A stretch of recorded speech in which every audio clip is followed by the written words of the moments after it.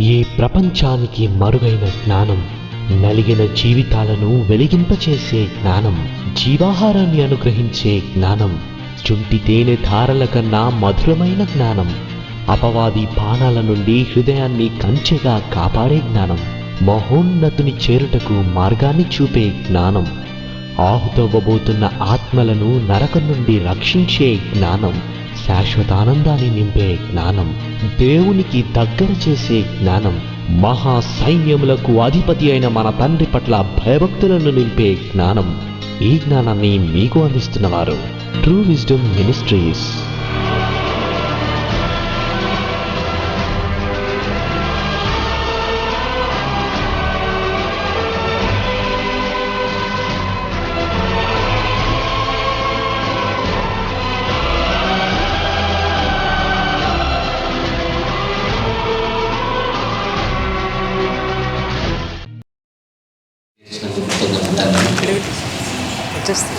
ప్రతి మాట మీ పిల్లలందరూ అర్థం చేసుకోండి, గ్రహించుటకు హృదయంలో పదిలపరచుకుంటాం, సహాయం చేయమని నడిపించమని మీ ప్రియకుమారుడు మా అందరి ప్రభు ప్రియరక్షకుడైన యేసు ప్రభు వారి పవిత్రమైన నామములో ప్రార్థన సమర్పిస్తున్నాను తండ్రి. ఆమేన్. ప్రియమైన దేవుని వారలారా, హగ్గయి గ్రంథాన్ని మనము ధ్యానిస్తున్నాము. తొందరపడితే వాక్యం ఎప్పుడు అర్థం కాదు, అది మొదటి విషయం. రెగ్యులర్గా రాకపోతే అసలే అర్థం కాదు, అది రెండవ విషయం. బైబిల్లో చెప్పబడిన మాట కలిగి ఉన్న వానికే ఇవ్వబడును అని. అనేక మంది దాన్ని ఆస్తికి కన్వర్ట్ చేస్తున్నారు. ఆస్తి కలిగి ఉన్న వారికే ఇంకా ఎక్కువ ఇవ్వబడుతుందండి. ఆస్తి గురించి కాదు, అది ఆసక్తి గురించి ఏం చెప్పాను ఇంతకుముందు. ఆసక్తి కలిగిన వానికి ఇవ్వబడును. ఏమి ఇవ్వబడును? మీలో ఎవరికైనాలో జ్ఞానము కొదువుగా ఉన్న ఎడల అతను దేవుని అడగవలెను, అడుగువారికి ధారాళంగా దయచేవాడు దేవుడు. ఆసక్తి కలిగి ఉంటే మనం అడిగితే అడుగుడి మీకు ఇవ్వబడును అన్నాడు. అది జ్ఞానం. వెదుకుడి మీకు దొరుకునంటే ఏం వెతకాలి? వెండిని వెతికినట్లు దానిని వెతికిన ఎడల, దాచబడిన ధనమును వెతికినట్లు మీరు దానిని వెతికిన ఎడల, దేవుని గూర్చిన విజ్ఞానం ఎట్టిదో మీకు లభించును అని ఉంటుంది. సామెతలు 2వ అధ్యాయం 4-5 వచనాలలో చాలాసార్లు చూశారు. తట్టుడి మీకు తీయబడునంటే జ్ఞానము అనే తలుపును తడితే తెరవబడి, ఈ గ్రంథాన్ని తట్టితే తెరవబడి మనకు జ్ఞానాన్ని ఇవ్వడానికి దేవుడు సిద్ధంగా ఉన్నాడు.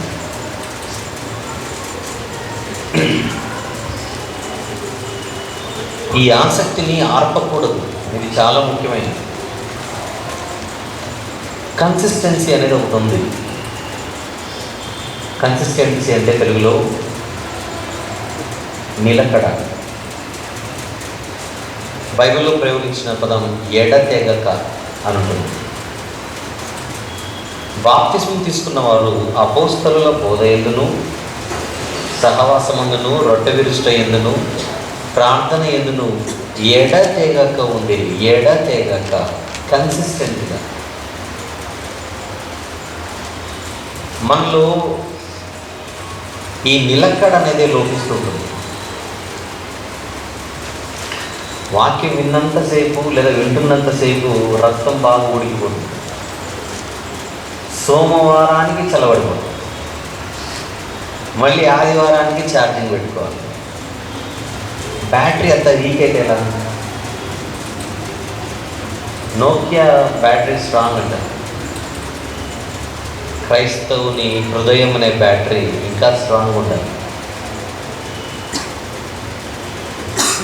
ఈ ఐహిక విచారాలు లేదా వ్యక్తిగత సమస్యలు, కుటుంబ సమస్యలు మనల్ని వాక్యానికి దూరంగా చేసే ప్రయత్నం సాతాను వీటి ద్వారా చేస్తాడు.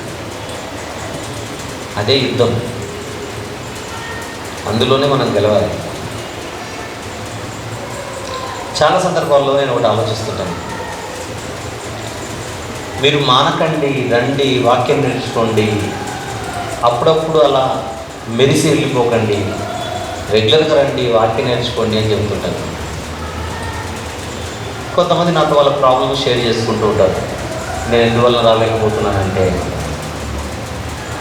నాకు అప్పుడు వచ్చే అనుమానం, సమస్యలన్నీ మీకే ఉన్నాయి, నాకు ఏ సమస్యలు లేవేమో అనుకుంటుంటాను.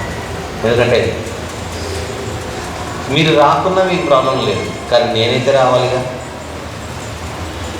పోనీ నేను వస్తున్నానా లేదా చెప్పండి, నేను వస్తున్నానా లేదా? రెగ్యులర్గా నేను వస్తున్నానంటే దాని అర్థం ఏంటో చెప్తున్నా, నాకు ఏ ప్రాబ్లమ్స్ లేవు. మరి ప్రాబ్లమ్స్ అన్నీ మీకే ఉన్నాయి. అంటే సమస్యలని వినే వాళ్ళకే ఉంటాయి, చెప్పే వాళ్ళకి ఏం లేవనుకుంటున్నారు ఏంటి?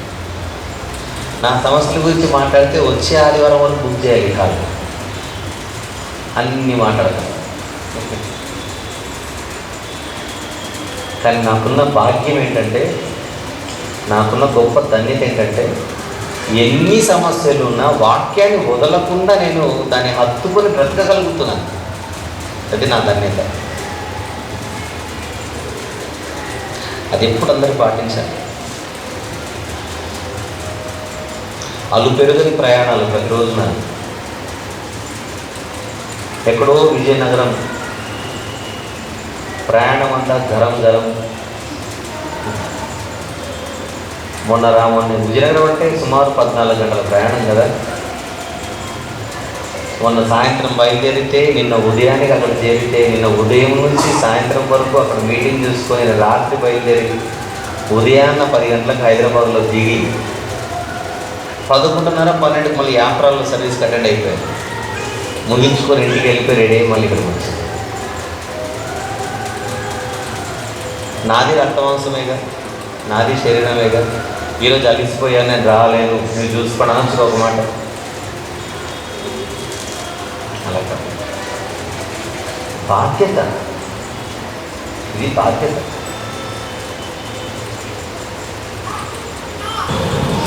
ఆసక్తి, బాధ్యత, ఆసక్తి.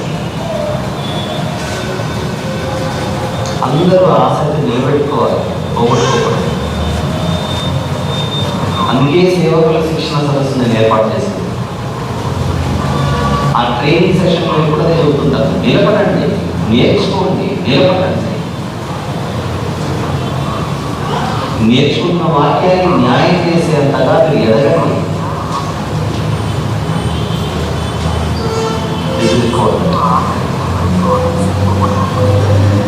హగే గ్రంథం హగే గ్రంథంలో ఇప్పటి వరకు మనం 2 భాగాలు మాట్లాడుకున్నాం. కానీ 2వ భాగంలో సగమే మాట్లాడాలని చెప్పారు. లాస్ట్ గుర్తుండే మాట,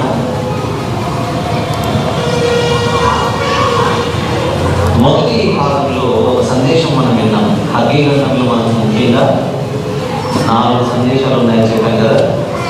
అందులో మొదటి సందేశంలో మనం విన్నది, మొదటి అధ్యాయంలో ఉన్న సందేశం, దేవుడి పనిని ఆపి మన సొంత పనులు చేసుకుంటే దేవుడు ముక్కుసూటిగా ఉంటున్న కష్టం. సమయం ఇంకా రాలేదని వినుచున్నారు. మీ పనులు చేసుకోవడానికి సమయం ఉన్నా అది దేవుడు సేవకుల ద్వారా చేస్తే హెచ్చరికబడిన జనులు హెచ్చరికబడి కళ్ళు తెరిచి పని ప్రారంభించారు. మందిర నిర్మాణం. ఈ 2వ సందేశం గత వారం 2వ అధ్యాయంలో ప్రారంభించాం. ఈ మందిర నిర్మాణం చెరలో నుంచి బయటకు వచ్చిన తర్వాత మందిర నిర్మాణాన్ని చేపడితే, మొదటిగా బయట ఉన్న వారి ద్వారా సమస్యలు వస్తే మందిరం పని ఆగిపోయింది. మళ్ళీ ప్రారంభించిన తర్వాత సాతాను ఎలా ప్రవేశించాడని చెప్పారు గత వారం. ఇప్పుడు లోనున్న వారి ద్వారా బలహీనపరిచే ప్రయత్నం చేశారు.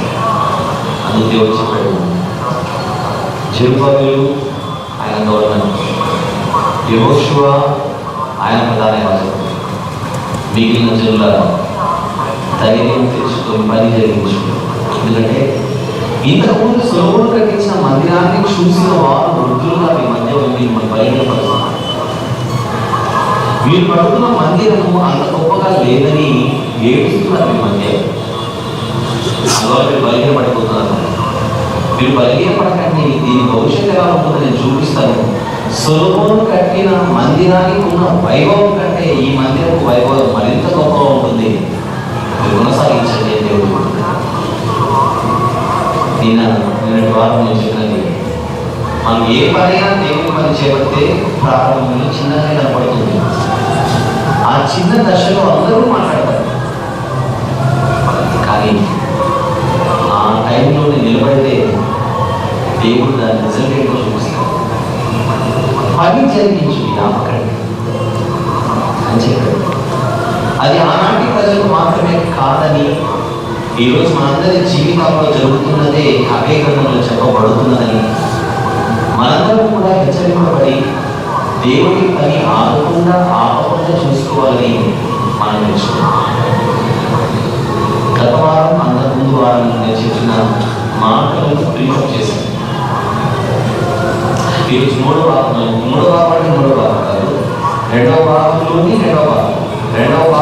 మొదటి భాగం మాట్లాడుతున్నాం. ఈ రెండవ భాగంలోని మూడవ భాగం, రెండవ భాగంలోని రెండవ భాగం మన సిరీస్లో మూడవ భాగం లేదా రెండవ సందేశం, రెండవ విషయంలోని రెండవది అదే కదా రెండవ అధ్యాయం మొదటి నుంచి 7వ నెల 1వ దినమున యెహోవా వాక్కు ప్రవక్త యొక్కకే ప్రత్యక్షమై సెలవిచ్చినది ఏమనగా, నీవు యూదా దేశపు అధికారి షయల్తీయేలు కుమారుడైన జెరుబ్బాబెలును, ప్రధాన యాజకుడు యెహోజాదాకు కుమారుడైన యెహోషువకును శేషించిన జనులతో కలుగు. పూర్వకాలం ఈ మందిరములకు కలిగిన మహిమను చూసిన వారు మీలో ఉన్నారు కదా, అటు వారికి ఎవిధిగా కనబడుచున్నది, దానికి ఎందులను పోయినది కాదని తోచుచున్నది కదా. ఆయన యెహోవా ఆజ్ఞాపించిన విధంగా జెరుబ్బాబెలు ధైర్యం తెచ్చుకు, ప్రధాన యాజకుడు యెహోజాదాకు కుమారుడైన యెహోషువ ధైర్యం తెచ్చుకు, దేశంలో ఉన్న సమస్త జనులారా ధైర్యం తెచ్చుకొని పని జరిగించు, నేను మీకు తోడుగా ఉన్నాను, ఇదే సైన్యముల అధిపతి యెహోవా. దీని కంటిన్యూషన్ మనం 9వ వచనం చదువుతున్నాం. ఈ కడవరి మందిరము యొక్క మహిమ మునుపటి మందిరం యొక్క మహిమను మించునని సైన్యముల అధిపతి యెహోవా సెలవిస్తున్నాడు. ఈ స్థలంలో సమాధానం మీకు అనుగ్రహించడం ఇదే సైన్యముల అధిపతి యెహోవా. మొదటి నుంచి 2వ అధ్యాయం మొదటి నుండి 4వ వచనం వరకు మీరు మనసులో పెట్టుకొని 4 కంటిన్యూషన్గా 9 మనసులో పెట్టుకుంటే నిన్నటి వారం సందేశం మీకు అర్థం. ఇది ఈరోజు మన ఫోకస్ అంతా కూడా 5, 6, 7, 8 వచనాలపై మనం పెట్టాలి. ఆ తర్వాత 9కి వెళ్దాం. 5, 6, 7, 8 నుంచి 9కి వెళ్దాం. మీరు ఐగుప్తు దేశంలో ఈరోజు వారాలను ప్రవేశిస్తున్నారు. మీరు ఐగుప్తు దేశంలో వచ్చినప్పుడు నేను మీతో చేసిన నిబంధన జ్ఞాపకం చేసుకోండి. నాకు మీ మధ్య ఉన్నది కనుక భయపడకూడదు. భయపడే వారితో చెబుతున్న మాట భయపడకూడదు. ఇది కూడా నేను కావాలని తెలియజేశాను. ముఖ్యంగా 6, 7, 8 ఈరోజు మెయిన్ ఫోకస్గా మీరు కాన్సన్ట్రేట్ చేయాలి. 6వ వచనం, 7వ వచనం, 8వ వచనం, ఈ 3 మాట్లాడుకొని 9వ వచనం వెళ్ళిపోతాం.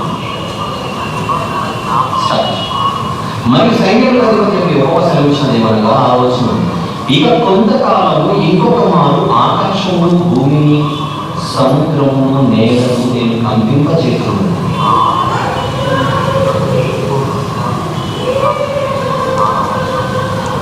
నేను అన్ని జనులందరినీ కదిలింపగా అన్ని జనులందరి యొక్క ఇష్ట వస్తువులు దేవుడు. నేను ఈ మందిరమును మహిమతో నింపుతున్నాను. ఇదే సైన్యముల అధిపతి యెహోవా. వెండి నాది, బంగారు నాది, ఇదే సైన్యముల అధిపతి యెహోవా. ఈ 3 వచనాల్లోని భావం ఏంటి? ఇది ఈరోజు నేర్చుకున్నాం. ఆ రోజు ఇక కొంతకాలము ఇంకొక మారు ఆకాశమును భూమిని సముద్రమును నేలను నేను కంపింపచేస్తాను. ఇంకొక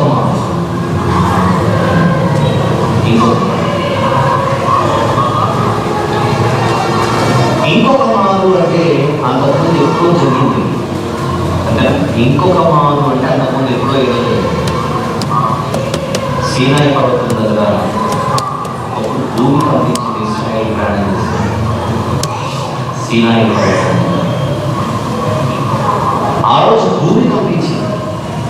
ఈసారి ఆకాశమును కూడా నేను కంపింపజేస్తున్నాను.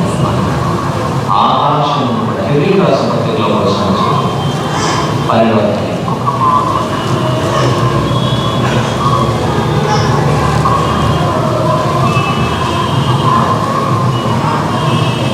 హెబ్రీ రాసిన పత్రిక 12వ అధ్యాయం తీసాలోచన. హెబ్రీ పత్రిక 12 తీసాలోచన. నిర్గమకాండం 3వ చదువు. నిర్గమకాండం 19వ అధ్యాయం.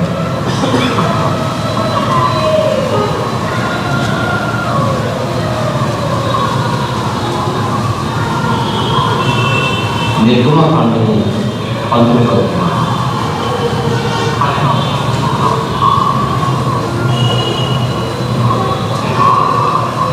మీరు తర్వాత ఆ 19వ అధ్యాయం మొత్తం చదువుకోండి. 18వ వచనం. 18వ వచనం. యెహోవా అగ్నితో సీనాయి పర్వతం మీదకి దిగి వచ్చినందున అదంతయు ధూమమయమై ఉండెను. దాని ధూమము కొలిమి ధూమము వలె లేచెను. పర్వతమంతయు మిక్కిలి కంపించెను అనే పదం. పర్వతమంతయు మిక్కిలి కంపించెను. కంపన, పర్వత కంపన. ఆయన పర్వతం ఎప్పుడు కంపిస్తుంది? దాని కింద భూమి కంపించినప్పుడు పర్వతం కంపిస్తుంది. పర్వతం కింద భూమి కదిలినప్పుడే పర్వతం కదులుతుంది. నేపాల్లో భూకంపం వచ్చింది. ఇల్లు కదిలాయా లేదా? ఇల్లు కదిలాయంటే ఏం కదిలినట్టు? దాని కింద భూమి కదిలింది. ఈ విషయాన్ని హెబ్రీ పత్రికలో గుర్తు చేస్తున్నాడు. 12వ అధ్యాయం 21వ వచనం నుంచి చూద్దాం. మరియు ఆ దర్శనం ఎంతో భయంకరంగా ఉన్నందున మోషే, నేను మిక్కిలి భయపడి వణుకుచున్నాను నేను ఇప్పుడైతే అని అది కింద రాయబడింది.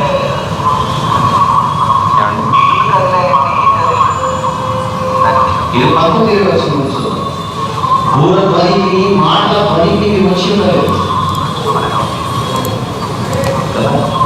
ఒక జంతువులను ఆ కొండను తాకి ఎడల రాళ్ళతో కొట్టబడవాలని ఆజ్ఞాపించిన మాటలు అవి కాలలేక ఆ ధ్వని వినియోగాలని ఏ మాట తమకు చెప్పవాలని బతిమాలు పోయినారు. ఆ దర్శనం ఎంతో భయంకరం. 19 చూసిన ఆ సందర్భాన్ని గుర్తు చేస్తున్నాం.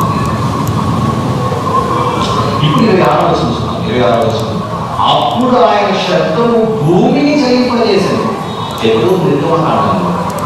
అప్పుడు ఆయన శబ్దము భూమిని చలింపజేసింది. కానీ ఇప్పుడు నేను ఇంకొకసారి భూమిని మాత్రమే కాక ఆకాశమును కూడా కంపింపజేతునని మాట ఇచ్చి ఉన్నట్లు.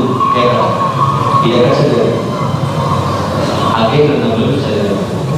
నేను ఇంకొకసారి భూమిని మాత్రమే కాక ఆకాశమును కూడా కంపింపజేతును అన్నమాట ఇప్పుడే అగ్ని గ్రంథం 2వ అధ్యాయంలో మనం చూసింది. ఆ వచనం హెబ్రీ పత్రికలో ప్రస్తావించబడుతూ గుర్తు చేయబడుతుంది.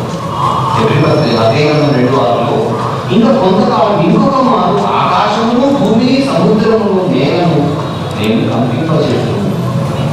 అంటే సర్వ సృష్టిని ఓవరాల్ ఆకాశము, భూమి, సముద్రము, నేల అంటే మొత్తం ఏంటి కదా ఒకటి చెప్తే సర్వ సృష్టిని కంపింపజేస్తానన్నాడు. యేసు 2వ రాకడ ఎలా ఉంటుందో తెలుసు మనందరికీ. ఆ రాకడ ఎలా ఉంటుందంట? ఆకాశం అందరి శక్తులు కదిలింపబడు, నక్షత్రములు రాలు. అది ఇవన్నీ 2వ రాకడలో జరగబోతుంది. ఇదంతా సెకండ్ కమింగ్. అంటే మనం మాట్లాడుకుంటున్నాం కనుక రెఫరెన్స్ మనం చూద్దాం. మత్తయి సువార్త 24:29 వచ్చిన మత్తయి సువార్త 24వ అధ్యాయం 29 వచ్చిన. ఆ దినము శ్రమ ముగిసిన వెంటనే చీకటి సూర్యుని కమ్మును, చంద్రుడు కాంతినియడు, ఆకాశం నుండి నక్షత్రములు రాము, ఆకాశం అందరి శక్తులు కదిలింపబడు. ఇదంతా జరగబోయేది. ఇప్పుడు హెబ్రీ పత్రిక 2వ అధ్యాయం 6వ వచనంలో మనం చూస్తున్న ఈ కంపన, ఆకాశ కంపం, సముద్ర కంపం, నేల కంపం,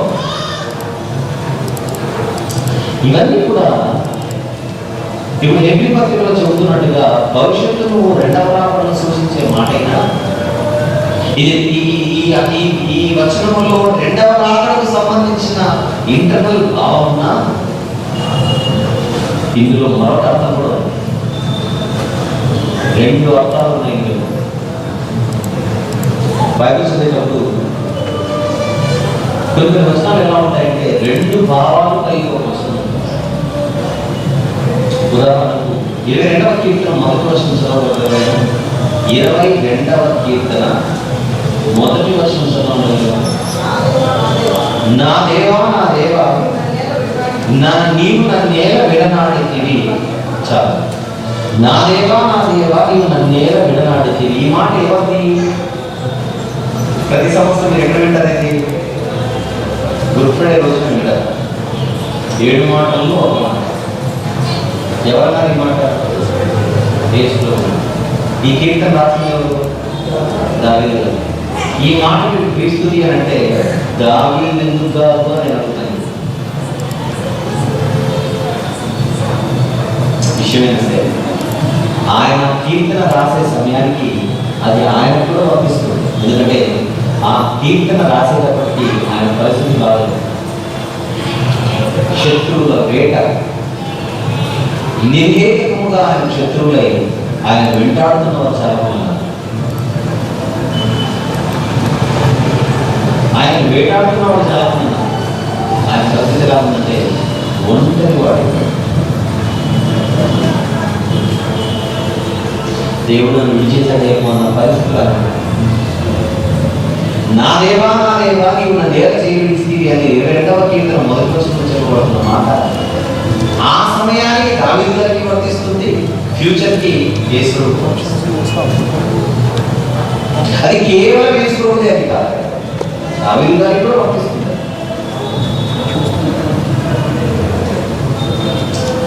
అలాగే హగ్గయి గ్రంథం 2వ అధ్యాయం 6వ వచనంలో ఇంకొక మారు నేను సర్వసృష్టిని నేను పంపిస్తానంటే అది ఫ్యూచర్ 2వ రాకడకు సంబంధించిన అర్థంలో ఉన్న హెబ్రీ పత్రికలో అది ప్రస్తావించబడుతున్న ఆ సందర్భంలో మరొక మీనింగ్ దానికి కూడా ఏంటంటే మందిర నిర్మాణం జరుగుతుందిగా, జాగ్రత్తగా పైన వృద్ధులతో వీళ్ళు నిరుత్సాహపడుతున్నారుగా మాటలతో, ఈ మందిరం సరిగా లేదు, ఏం బాగలేదని చెప్తున్నారుగా.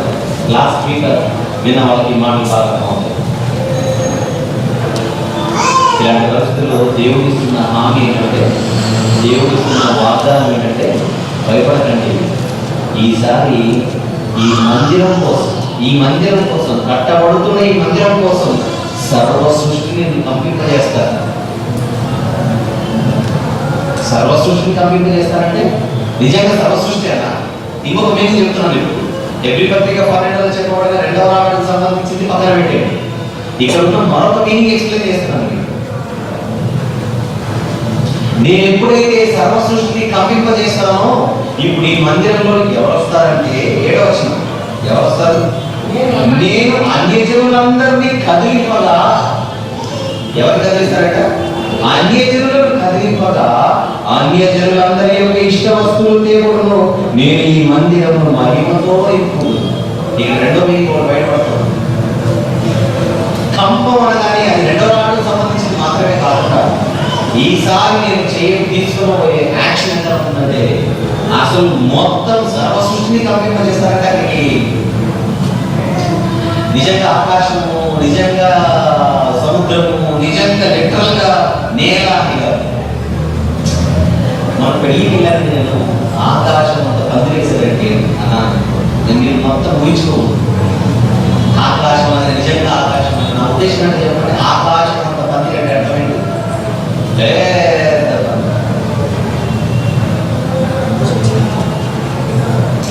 ఒక ఆయన అండర్వరల్డ్ డామ్ ఆయన పట్టుకోవాలని తీవ్రంగా ప్రయత్నం చేస్తే చిన్నోడు దొరికిన చిన్నోడిని పెద్ద పెద్ద అక్షరాలతో వ్యూపంలో ప్రకటిస్తే ప్రతిపక్షాలు అన్నారు కొండను త్రవ్వి ఎలుకను పట్టుకున్నారు. అంటే నిజంగా వీళ్ళు కొండను తవ్వారా, నిజంగా ఎలుకను పట్టుకున్నారు? అంటే ఏదో పెద్ద ఘనకారం చేయడానికి పోయి వీళ్ళు దొరికిన ఆ దోషి ఎక్కడి వాటికి ఇలాంటి పదజాలాలు మనం బదులు ఉపయోగిస్తాం. ఇంకా 600 అయినా 106 రేపు ఖచ్చితంగా నేను మీటింగ్ 600 కాదు 106 కాదు, నేను రాకున్నా కాదు, నేను వచ్చినా కాదు. అంతేనా? ఈ రోజు కళ్ళ ముందు కట్టబడుతున్న మందిరము ప్రతి ఒక్కరి కంటే చిన్నదిగా కనపడుతుంది, కానీ ఈసారి నేను మొత్తం సర్వసృష్టిని కంపింపజేస్తే అన్ని జనులు కూడా లోనికి వచ్చేస్తాను. సర్వసృష్టిని కట్టబడి చేస్తాను. ఇక్కడ ఆకాశం, భూమి, నేల, సముద్రం అనగానే మొత్తం యూనివర్స్ అంతా అన్న భావనతో కాకుండా ఆయన ఉద్దేశం ప్రజలందరినీ మందిరంలోనికి రప్పిస్తారు. ఏ మందిరంలోనికి? ఇక్కడున్న వృద్ధులు మొదటి మందిరాన్ని చూసిన వారు కట్టబడుతున్న ఈ రెండవ మందిరాన్ని చూస్తూ అసలు ఇది చాలా చిన్నదని ఎవరైతే ఎగతాళి చేస్తున్నారో ఆ మందిరాన్ని నేను మహిమతో నింపుతాను. అది ఒక కంపం, అదొక ప్రకంపం.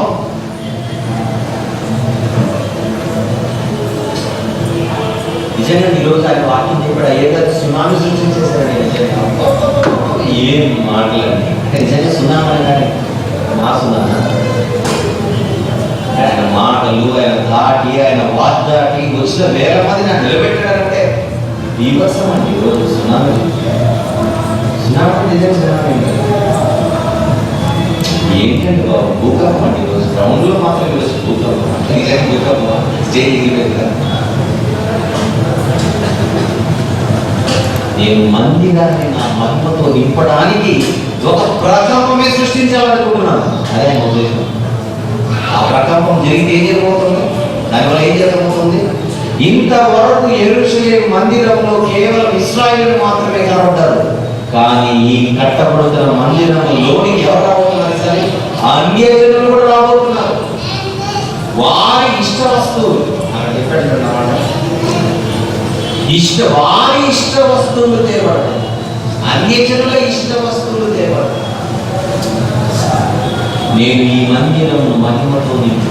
ఇదే సైన్యములకు అధిపతి యెహోవా. ఇంతకు ఎన్నో మందిరం ఇది చెప్పండి, గుర్తుండేది? రెండవ మందిరం. మొదటి మందిరం ఏంటి?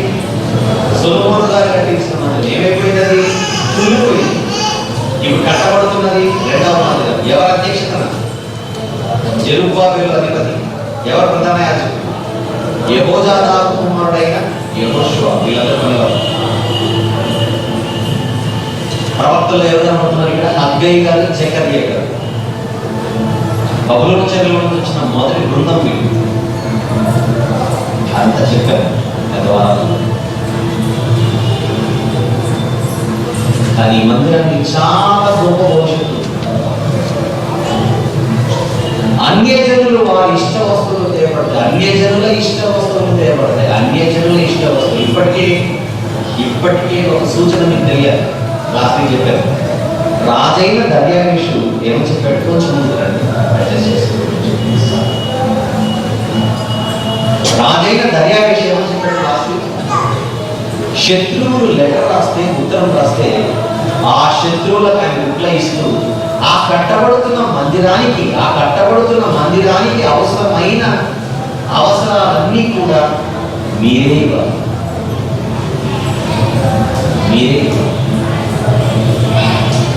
ఎవరు అన్నారు? అన్యజనులు. అలాంటి ఒకసారి నాకు తీసుకున్నాను. Open book of Ezra.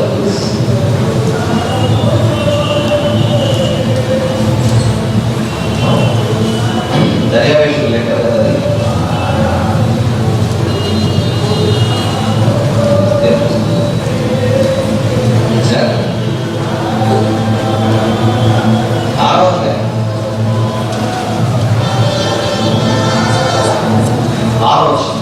కావున రాజైన దర్యావేషు ఈ అవసరం ఇచ్చాను.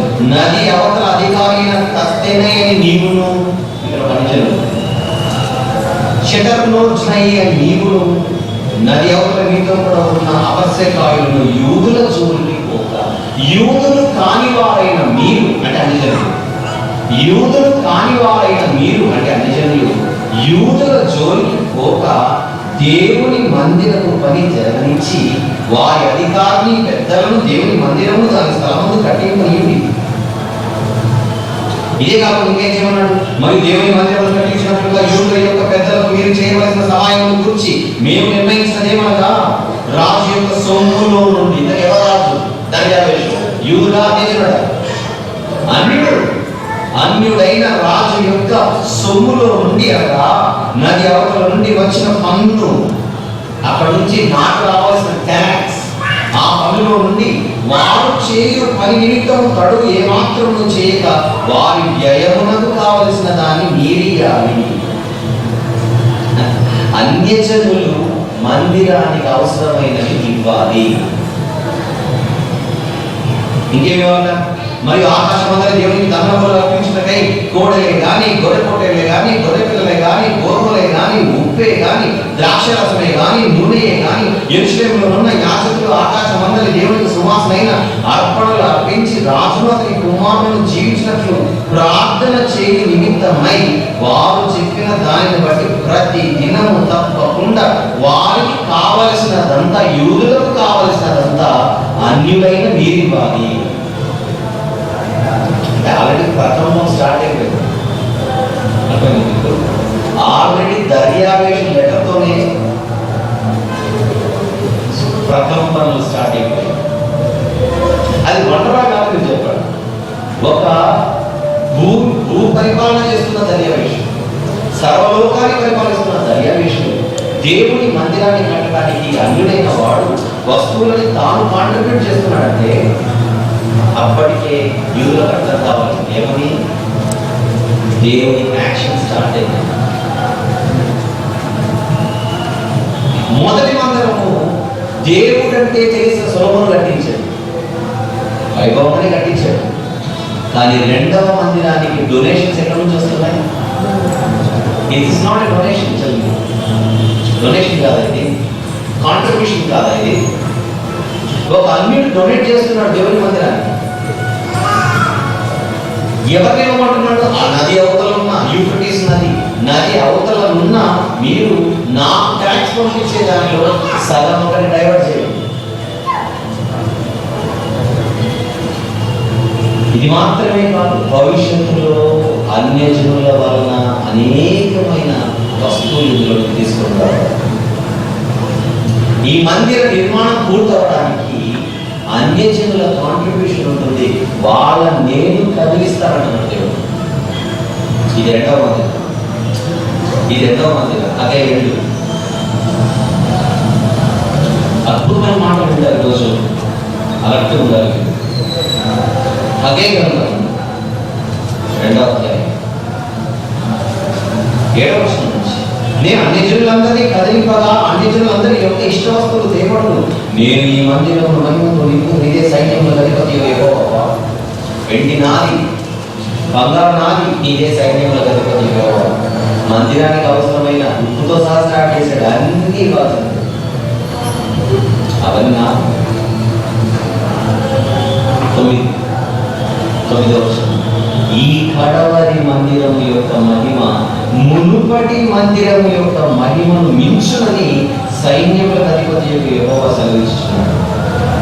ఈ స్థలమందు, ఆ స్థలం మందిరమనే ఆ స్థలమందు నేను సమాధానం వెలుగు అనుగ్రహించేదాన్ని. ఇదే సైన్యముల అధిపతి యెహోవా. ఒకరిగా చూస్తే అసలు మొదటి మందిరం ఏమాత్రం పనికిరాదు, కడవరి మందిరం ముందు అన్న మాట దేవుడి నోట వస్తుందో చూడండి. ఇప్పుడు మీరు ఆశ్చర్యపోయే అపూర్వమైపోయే వచ్చి చెప్పమంటారు. ఇప్పుడు నేను చదివిన 6, 7, 8, 9 వచనాలలో దేవుడు రెండవ మందిరం గురించే కాదు, మూడవ మందిరం గురించి కూడా మాట్లాడేశాడు. అదే ఇక్కడికి వస్తుంది.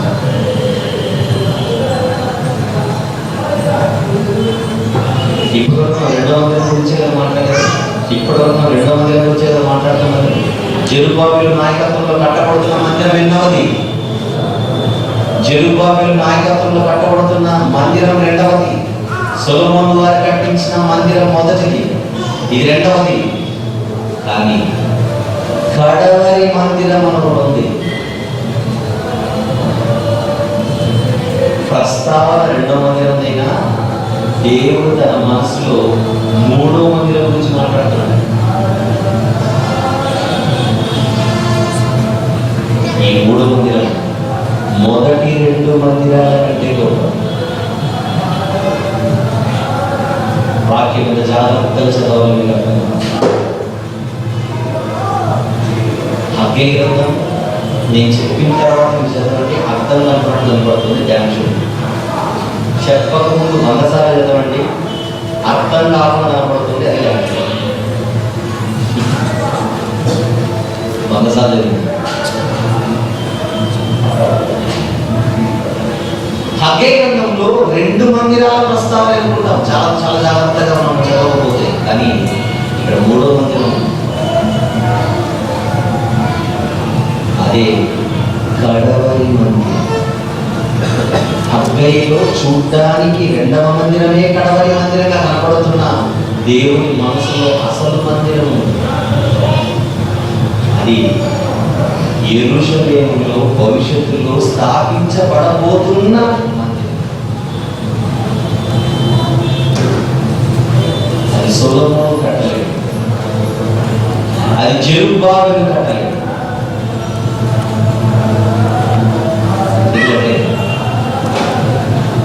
ఈరోజు మీరు కడుతున్న ఈ మందిరం ఏదైతే ఉందో, ఈరోజు మీరు కడుతున్న మందిరం క్రీస్తు శకం 70 కూలిపోయింది, మళ్ళీ దాడి జరిగింది దాని మీద.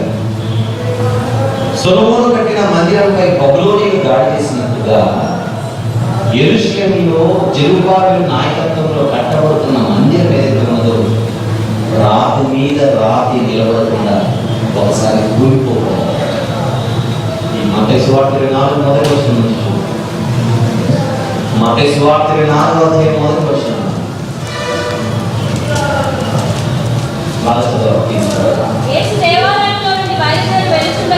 ఈ రోజు కట్టబడుతున్న జెరుబ్బాబెలు నాయకత్వంలో కట్టబడుతున్న దేవాలయం మందిరం యేసు వచ్చేసాడు 2000 సంవత్సరాల క్రితం. ఆ దేవాలయంలో నుండి వెలుచుండగా ఆయన శిష్యులు ఎంత గొప్పగా కట్టారో చూడు ప్రభు ఈ దేవాలయం జెరుబ్బాబెలు నాయకత్వంలో అని చూపించవచ్చు. ఇవన్నీ మీరు చూస్తున్నారు కదా, ప్రజెంట్ మీరు చూస్తున్నారు కదా, ప్రజెంట్ బాగుందని మీరు చూస్తున్నారు కదా.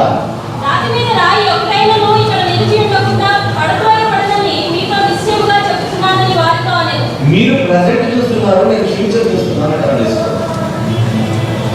అంటే పాస్ట్ లో భలే కట్టారని ప్రజెంట్ లో ఉన్నదాన్ని చూసి మీరు చెప్తున్నారు, గతంలో గొప్పగా కట్టబడిందని వర్తమానం చూసి మీరు చెప్తున్నారు. కానీ ఈ దేవాలయం భవిష్యత్తులో కనపడబోతున్నది ఏంటంటే రాతి మీద రాయి ఒకటైనా లేకుండా ఏం చేయబడుతుందట, పడద్రోయబడుతుంది. పడద్రోయబడుతుంది. 2వ మందిరం కూడా పడద్రోయబడుతుంది అన్నాడు ఈశ్వరుడు. ఆ 2వ మందిరం గురించి హగ్గైలో మాట్లాడుతున్నాడు. ఎందుకు పడద్రోయబడుతుంది? వాళ్ళు తప్పు చేశారు. యెరూషలేము నివాసం చేసిన తప్పేంటో లూకా సువార్త 19. లూకా సువార్త 41 నుంచి నేను చదువుతున్నాను. 41 నుంచి. ఆయన పట్టణంలో సమీపించినప్పుడు దానిని చూచి దాని విషయమై ఏడ్చి, యెరూషలేము విషయమై ఏడ్చి, నీవును ఈ దినమంతైన సమాధాన సంబంధమైన సంగతులను తెలుసుకున్న ఎడల నీకెంతో మేలు, కానీ ఇప్పుడు అవి నీ కన్నులకు మరుగు చేయబడి ప్రభువు నిన్ను దర్శించిన కాలము నీవు ఎరుగకుంటేవి కనుక, యేసు ప్రభువును ఎరుగకుంటేవి కనుక నీ శత్రువులు చుట్టూ గట్టుకట్టి ముట్టడి వేసి అన్ని ప్రకాల నిన్ను అరికట్టి నీలోనున్న నీ పిల్లలతో కూడా నిన్ను నేల కలిపి నీలో రాతి మీద రాయి నిలిచి ఉండనీయని దినంలో వచ్చిందని చెప్పాను. మందిరము పడద్రోయబడడం. ఏ మందిరం అది? ఈ రోజు హగ్గై గ్రంథంలో మనం మాట్లాడుకుంటున్న 2వ మందిరం భవిష్యత్తు యేసుని చెప్పేస్తారు. హగ్గై గ్రంథంలో గొప్పనే కట్టబడతాం, కానీ గొప్పగా కట్టబడుతున్న జెరుబ్బాబెలు నాయకత్వంలో కట్టబడుతున్న మందిరం యొక్క భవిష్యత్ యేసుని చెప్పాడు. కానీ హగ్గై గ్రంథం 2వ అధ్యాయంలో 9వ వచనంలో చెప్పబడుతున్న ఒక సెన్సేషనల్ వచనం అన్నమాట కనపడుతుంది. ఏంటది? ఈ కడవరి మందిరం యొక్క మహిమ మునుపటి మందిరం యొక్క మహిమ గురించి. నిజంగా రెండవ మందిరమేనా కడవరి మందిరం అంటే? ఒకవేళ 2వ మందిరమే అనుకుంటే కడవరి మందిరం దాని భవిష్యత్తు తీసుకొని చెప్పాడుగా, రాతి మీద రాయి లేకుండా పడద్రోయబడుతుంది. పడబోయే ఈ 2వ మందిరం గురించి దేవుడు నిజంగా ఎంత గొప్ప చెప్తాడు. అక్కడికి ఎల్లకాలం ఉండబోతుంది. జెరుబ్బాబెలు నాయకత్వంలో కట్టబడుతున్న యెజ్రా గారి కాలం, హగ్గయి గారి కాలం, జెకర్యా గారి కాలంలో కళ్ళ ముందు అక్షరానుసారంగా కట్టబడుతున్న ఆ మందిరం అక్కడికి ఏదో ఎప్పటికీ ఉండబోయే అంత గొప్పగా చెబుతున్నాడండి. కానీ ఈశ్వరు ఏం చెప్పాడు? వెళ్ళిపోతుంది, ఎక్కువ రోజులు ఉండదు అని చెప్తున్నాడు ఆయన చిత్రాలు.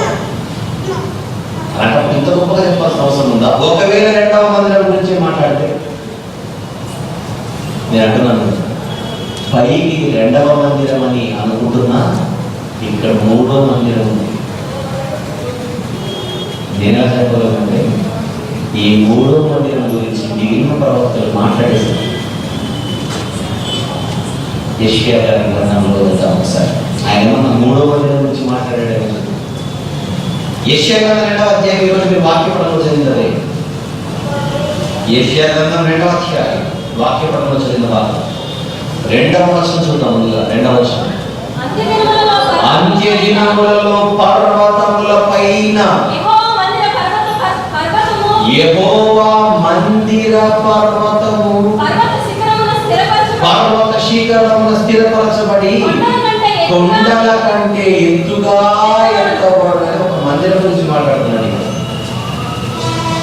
అంత్య దినాలలో ఈ మందిరం ఎత్తుగా ఎత్తబడితే ఏం చెప్తున్నప్పుడు ప్రవాహము వచ్చినట్లు సమస్త అన్యజనులు దానిలోనికి వచ్చేదారు. అన్యజనులు దానిలోనికి వచ్చేదారు. దేనిలోనికి? దేనిలోనికి? మందిరంలోనికి వచ్చేదారు. అంత్య దినాలలో ఎత్తులో ఎత్తబడబోతున్న ఒక మందిరం ఉంది. ఆ మందిరంలోనికి ప్రవాహం వచ్చినట్లుగా అన్యజనులు వస్తారు. అన్యజనులు వస్తారు. 3వ వచనం, ఆ కాలమున సీయోనులో నుండి ధర్మశాస్త్రము, యెరూషలేములో నుండి యెహోవా వాక్కు బయలువెళ్ళును. యెహోవా వాక్కు బయలువెళ్ళును యెరూషలేము నుండి. జనములు గుంపులు గుంపులుగా వచ్చి యాకోబు దేవుని మందిరమునకు యెహోవా పర్వతమునకు మనం వెళుదుము రండి, ఆయన తన మార్గముల విషయమే మనకు బోధించును. బోధన వినడానికి జనులు గుంపులు గుంపులుగా వస్తారట మందిరంలోకి. ఏదో మీకు మైండ్ వస్తూ ఉండాలి, పదాలన్నీ వింటుంటే ఏదో జనులు గుంపులు గుంపులుగా వచ్చి బోధన వినడానికి రావడం, ఇదంతా మీకు ఏదో తిరగాలని మనం తిరుగుతున్నాం బైబిల్. ఇంకా మనం ఆయన త్రోవలో నడుతామని చెప్పుకుందరు. 4వ వచనం, ఆయన మధ్యవర్తి అయి ఎవరు పోయినా జెరుబ్బాబెలు కదా, యెహోషువ ఏమో కదా, ఏమో చూద్దాం. నేనేం చెప్పాలి? ఆయన మధ్యవర్తి అన్యజనులకు న్యాయం తీర్చును. మధ్యవర్తిగా రాబోతున్న ఆయన దేవుడు ఒక్కడే. దేవునికి నరులకు మధ్యవర్తి ఒక్కడే, క్రీస్తు యేసు. అంటే భవిష్యత్తులో 3వ మందిరం రాబోతుంది. ఆ మందిర నిర్మాణం చేపట్టేదే సొలొమోను గారు, జెరుబ్బాబెలు గారు. యేసుక్రీస్తు వారు కట్టబోతున్న మందిరం అది 3వ మందిరం. అదే కడవరి మందిరం. ఆ కడవరి మందిరంలోనికి అన్యజనులు కూడా ప్రవాహంతో వచ్చేస్తారు. ఎప్పుడైతే ఆ మందిరంలోనికి వచ్చేస్తారో అన్యజనులు ఎప్పుడైతే ఆ మందిరంలోనికి వచ్చేస్తారో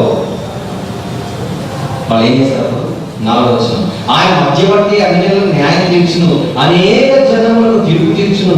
వారు తమ ఖడ్గములను నాగటి నక్కులుగాను తమ ఈటెలను మచ్చుకత్తులుగాను సాగగొట్టుదురు. జనము మీదికి జనము ఖడ్గమెత్తగా ఉండును, యుద్ధము చేయ నేర్చుకున్నట్టు మానివేరు. ఎప్పుడైతే ఆయన మందిరంలోకి వస్తారో ఇవన్నీ మానేస్తారు.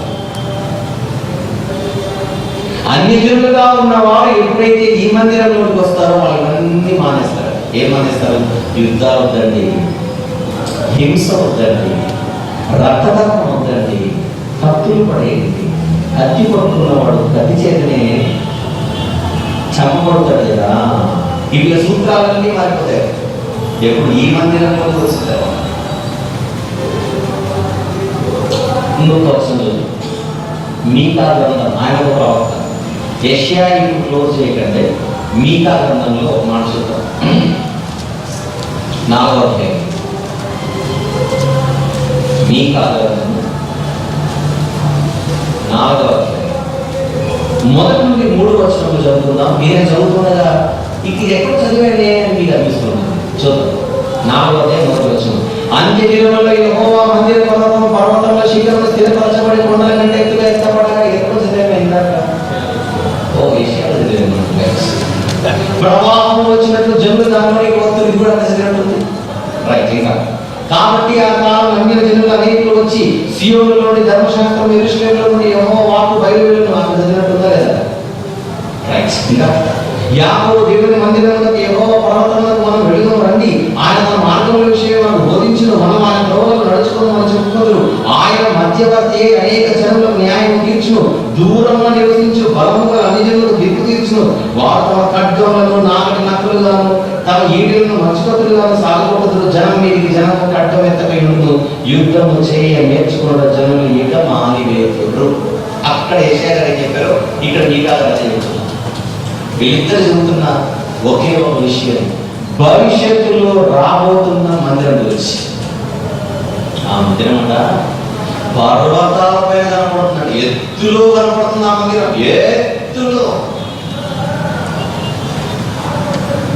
కడవరి మందిరం అది కేవలము యూదులు మాత్రమే అందులో ఉండదు, కేవలము ఇశ్రాయేలు మాత్రమే ఉండదు, అది అన్ని జనులకు కూడా స్థావరం. అది ఎవరి చేత సాధ్యమవుతుందో? రాబోతున్న మెస్సీయా. ఆ మందిరాన్ని ఆయన మాత్రమే కట్టగలరు, ఆయన మాత్రమే కట్టగలరు. ఆ మందిరాన్ని కట్టడానికి మందిర నిర్మాణం కోసం పరలోకము నుండి భూమికి ఎత్తించిన మందిర నిర్మాణకుడే చేశారు. బబులోను నుంచి జెరుబ్బాబెలు వచ్చాడు మందిరాన్ని నిర్మించడానికి, అది 2వ మందిరం. పరలోకము నుంచి భూలోకానికి వచ్చాడు యేసు ప్రభువు, అది 3వ మందిరం. 2వ మందిరమైన పడగొట్టబడుతుంది కానీ యేసు ప్రభు చేత ప్రారంభమైన మందిర నిర్మాణం ఏదైతే ఉందో దాన్ని పడగొట్టడానికి ప్రపంచంలో సత్తా ఉన్న శక్తివంతుడు సమర్థుడు ఎవరు? సొలొమోను కట్టిన మందిరాన్ని పడగొట్టాడు నెబుకద్నెజరు. నెబుకద్నెజరు సొలొమోను కట్టిన మందిరాన్ని పడగొట్టగలడు.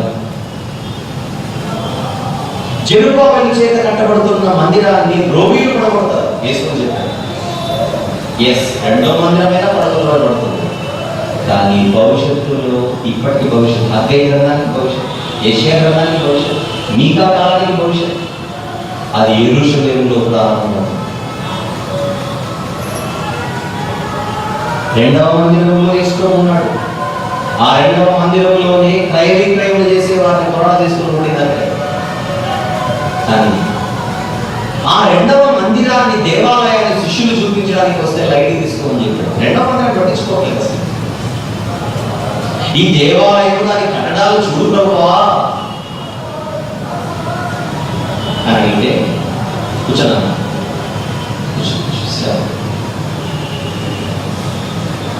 2వ మందిరం గురించి గొప్పగా చెబితే శిష్యులు అలా పక్కన పెట్టేస్తున్నట్టు వేసుకోవాలి.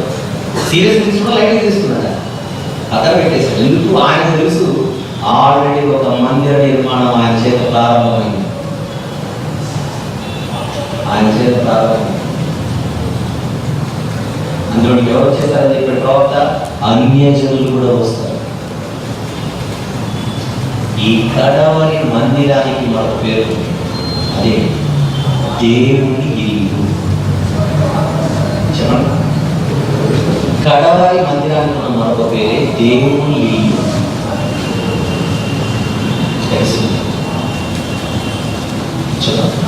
ఎఫెసీయులకు రాసిన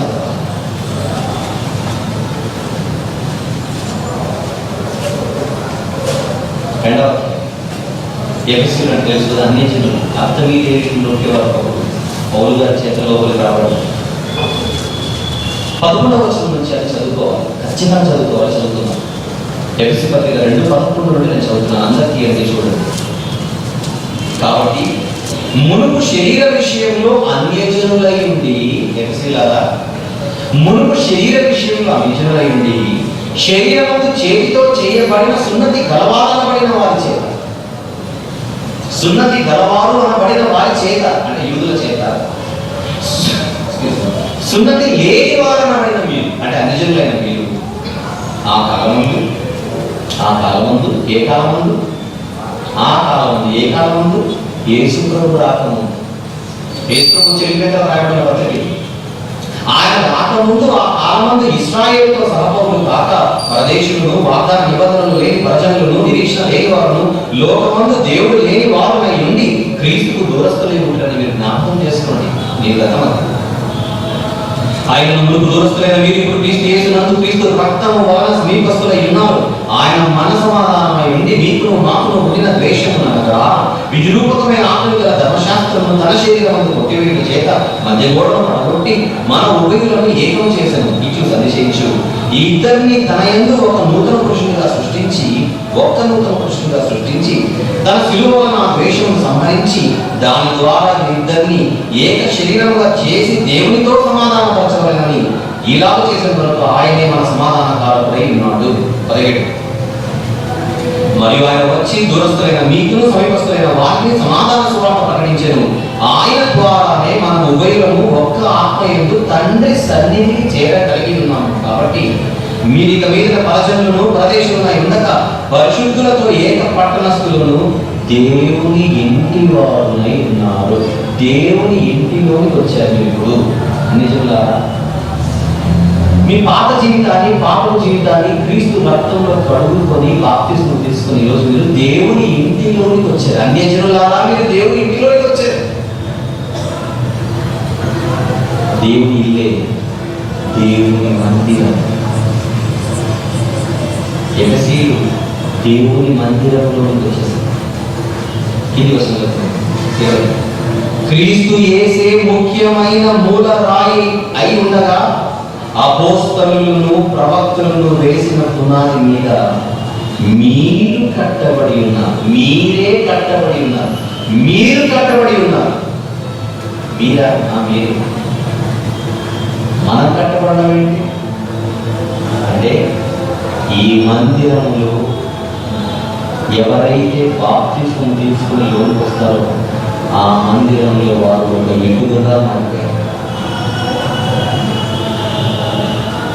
ఆ దేవాలయం వచ్చి పడగొడతారు ఎవరు, కానీ యేసు ప్రభు కడుతున్న మందిరం ప్రపంచం 7 వింతలలో ఉన్నాయి నిర్మాణాలు, 7 వండర్స్. ఆ 7 వండర్స్ దేనికి పనికిరాని వండరే, ప్రపంచం ఎరుగని మహానిర్మాణం ఈ కడవరి మందిర నిర్మాణం. ఇది కంటికి కనిపించని నంబర్ 1 వండర్. సేవతో మీరు కట్టబడ్డారు. ఎక్కడ ప్రారంభమైంది? యెరూషలేములోనే ప్రారంభమైంది. దీని గ్రౌండ్ వర్క్ అంతా యేసు ప్రభు చేశారు. పేతురు గారికి ఆలోచించారు, నువ్వు ఓపెన్ చేయి స్టార్ట్. పెంతెకొస్తు పండుగ దినాన పేతురు గారు లేచి యెరూషలేములో నిలబడి వాక్యం చెప్పారు. 3000 ఇటుకలు చేర్చబడ్డాయి మందిరంలో. 3000 ఇటుకలు. ఎవరు? సజీవమైన రాము. పేతురు గారు ఏమంటున్నారు చూద్దాం. ఈ మందిర నిర్మాణం గురించి పేతురు గారు ఏమంటున్నారు చూద్దాం. ఆయన రాసిన మొదటి పత్రిక, ఆయన రాసిన మొదటి పత్రిక 2వ అధ్యాయం 4వ వచనం నుంచి చూద్దాం. పేతురు గారు రాసిన మొదటి పత్రిక 2వ అధ్యాయం 4 నుంచి, మనుషుల చేత విసర్జింపబడినను దేవుని దృష్టికి ఏర్పరచబడినదియు అమూల్యమును సజీవమునైన రాయి ప్రభువు వద్దకు వచ్చిన వారు. యేసు ప్రభువే ఒక రాయి. యేసు ప్రభువే ఒక రాయి, మూల రాయి. ఇల్లు కట్టువారు నిషేధించిన రాయి, మూలకు తల రాయి యేసు ప్రభు. రాయి వద్దకు వచ్చిన వారై యేసుక్రీస్తు ద్వారా దేవునికి అనుకూలములకు ఆత్మ సంబంధమైన బలులు అర్పించుటకు పరిశుద్ధ యాజకులుగా ఉండునట్లు మీరును సజీవమైన రాళ్ల వలె నుండి ఆత్మ సంబంధమైన మందిరముగా ఆత్మ సంబంధమైన మందిరముగా కట్టబడుచున్నారు.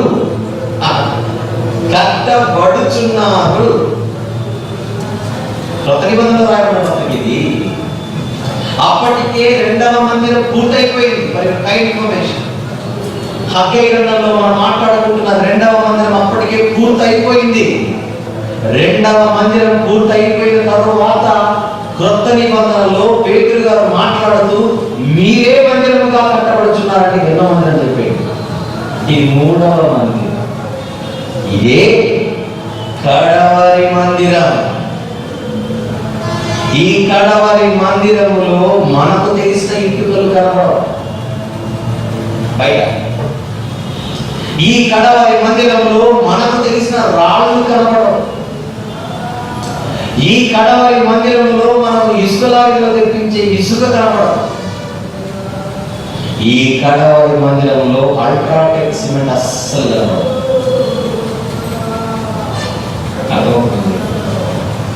నో కోరమాండలి, నో నాగార్జున,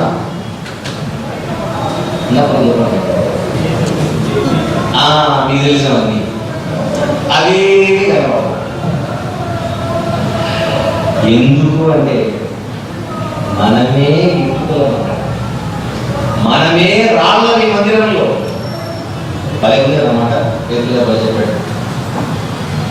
భలే చెప్పాడు. రెండవ 20వ వచనం ఏమంటున్నాడు ఆయన? మీరును అనుబంధాలు చదువుకున్నాను.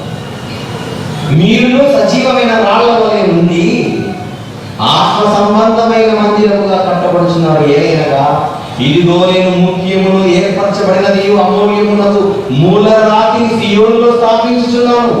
ఆయన యందు విశ్వాసం ఉంచువాడే మాత్రం సిగ్గుపడను మాట లేఖనం యందు రాయబడి ఉన్నది. విశ్వసించుచున్న నీకు ఆయన అమూల్యమైన వాడు, విశ్వసింపని వారికైతే ఇల్లు కట్టు వారు ఏ రాత్రి నిషేధించారు అదే మూలకు తలరాయి ఆయన, మరియు అది అడ్డురాయి అడ్డుబండి ఆయన వాళ్ళకి మనకు కట్టువారు వాక్యమున కవిదేవులే తొట్టిల్చున్నారు, దానికి వారు నియమింపబడితే దాని గురించి పేతురు గారు మాకు మందిరం గురించి ఓపెన్ చేసేసారు. ఇది మూడవ మందిరం, కడవరి మందిరం. ఈ మందిరం దేనికంటే గొప్పది? సొలొమోను గారి మందిరం కంటే గొప్పది. ఈ మందిరం దేనికంటే గొప్పది? జెరుబ్బాబెలు కట్టిస్తున్న ఈరోజు అదే గ్రంథంలో దీనికంటే గొప్ప మందిరం. ఎవరు చేస్తారు దీంట్లోకి? అన్యజనులు ప్రవాహం వచ్చింది. ఎక్కడ ప్రారంభమవుతుంది? ఇది సియోనులోనే. సియోన్ అంటే యెరూషలేము. దాని ప్రారంభం యెరూషలేమే, కానీ అది పర్వతం అంత ఎత్తుగా ఎత్తబడుతుంది. ఎలా అంటారా? యెరూషలేములో పెంతెకోస్తు పండుగ దినాన ప్రారంభమైన యేసుక్రీస్తు మందిరం ఈరోజు ఇండియాలో కూడా ఉంది సార్. చెప్పాలి, హైదరాబాద్లో కూడా తెలుసు, వైఎంసీఏలో కూడా తెలుసు. ఈ మందిరంలో ఇప్పటికీ చాలా మంది రాళ్ళగా ఎంటర్ అయిపోయారు. బ్యాప్టిజం తీసుకున్న ఇదే ఈ మందిరంలో మీరందరూ రాళ్ళే. బ్యాప్టిజం తీసుకున్న వాళ్ళు చేస్తాను ఫీల్ అవుతారు. మీరు ఇంకా రాళ్ళగా ఎంటర్ అవ్వలేదు. మీరు ఇంకా మందిరం బయట ఉన్నారు. మందిరంలో ఇంకా మీరు పార్ట్ అవ్వలేదు. బైబిల్లో ఈ మందిరానికి పర్యాయ పదాలు ఉన్నాయి. ఇది ఎప్పుడు మైండ్లో పెట్టుకోవాలి. ఒక పర్యాయ పదం చెప్పారు, దేవుని ఇల్లు, అదొక పర్యాయ పదం. ఇంకొకటి చెప్పాలి, అంత బ్రదర్ ఫ్యామిలీ అని చెప్పాను. దేవుని ఫ్యామిలీ అన్న బైబిల్ ఫ్యామిలీ అని కూడా ఉంది తెలుసా? కుటుంబం. ఎఫెసీ పత్రిక 3వ అధ్యాయం 14వ వచనం. ఈ హేతువు చేత ఈ హేతువు చేత పరలోకమునందును పరలోకమునందును భూమి మీద భూమి మీద ఉన్న ప్రతి ప్రతి కుటుంబము ఏ తండ్రిని బట్టి ఏ తండ్రిని బట్టి ఇదంతా family, one family, one family. పేతురు, నీ బండ మీద నేను నా సంఘమును కట్టాను.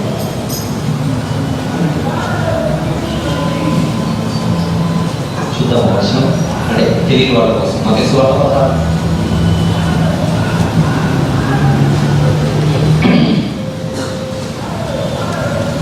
18వ వచనం. మరియు నీవు పేతురువు ఈ బండ మీద నా సంఘమును కట్టున్నాను, పాతాళలోక ద్వారములు దాని ఎదుట నిలువనేరవు. సంఘంలోకి వచ్చిన తర్వాత పాతాళం ఏం చేస్తుంది? మందిరంలోకి వచ్చిన తర్వాత పాతాళం టచ్ చేయడానికి ఛాన్స్ లేదు. క్రీస్తు మందిరాన్ని పట్టుకునే అంత శక్తి పాతాళానికి లేదు. మందిరం ప్రక్రియలో ఏం చేస్తుంది? మందిరంలో వారసులైన వారిని పట్టుకునే అంత సత్తా పాతాళానికి లేదు. రాజ్యం, సంఘం, మందిరం చేతి సహాయం చేత తీయబడిన ఒక రాయి నెబుకద్నెజరు స్వప్నంలో వచ్చిన ఆ ప్రతిమను విరగొట్టేసిందట, నలుగొట్టేసిందట. ఆ రాయి కాస్త ఏమైపోయింది? సర్వభూతలమంతా మహాపర్వతమైపోయింది. తెలుసు దాని గురించో ఎవరు ఆ రాయి? యేసుప్రభు. ఆయన మందిరం. సంఘానికి శిరస్సు ఎవరు? మందిరానికి పెట్టేవారు యేసుప్రభు. యేసుప్రభు మందిరం ఇది. యేసుప్రభు మందిరం ఇది. ఆయనే శిరస్సు. క్రీస్తు మందిరం, క్రీస్తు సంఘం. రక్తం ఇచ్చి కొన్నది ఆయనే. ఆయన రక్తం ఇచ్చి మనం ఒక రాజ్యంగా చేశాడు. ఆయన రక్తంతో ఈ సంఘాన్ని కొన్నాడు. అపోస్తలుల కార్యం 20వ అధ్యాయం. అపోస్తలుల కార్యములు 20వ అధ్యాయం.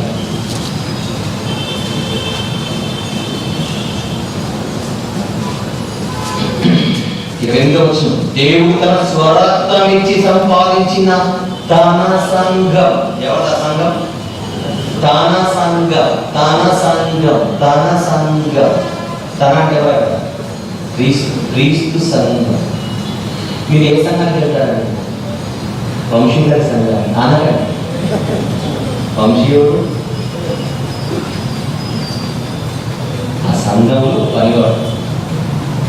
శిరస్సు ఆయన క్రీస్తు సంఘం. ఈరోజు క్రిస్టియానిటీలో డినామినేషన్స్ వచ్చాయి చూడండి. వ్యక్తులు హీరో లేదు. అందుకే ఆయన స్టార్ట్ చేసిన సంఘానికి వెళ్ళేవారు ఎవరైతే ఉంటారో ఆయనతో ఆ సంఘంలో ఉన్న సభ్యులు ఆ సంఘంలో ఉన్న వారికి వందనాలు చెబుతారు.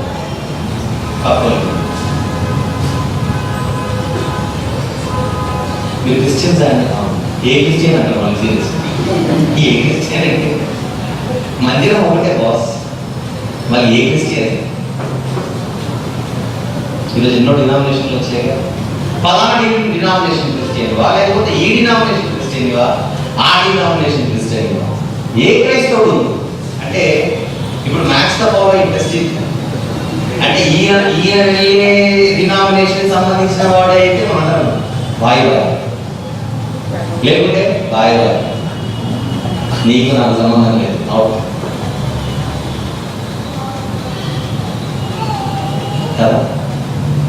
ఈరోజు కళ్ళ ముందు ఎంతో భయంకరమైన బాధకరమైన పరిస్థితులు నా ముందు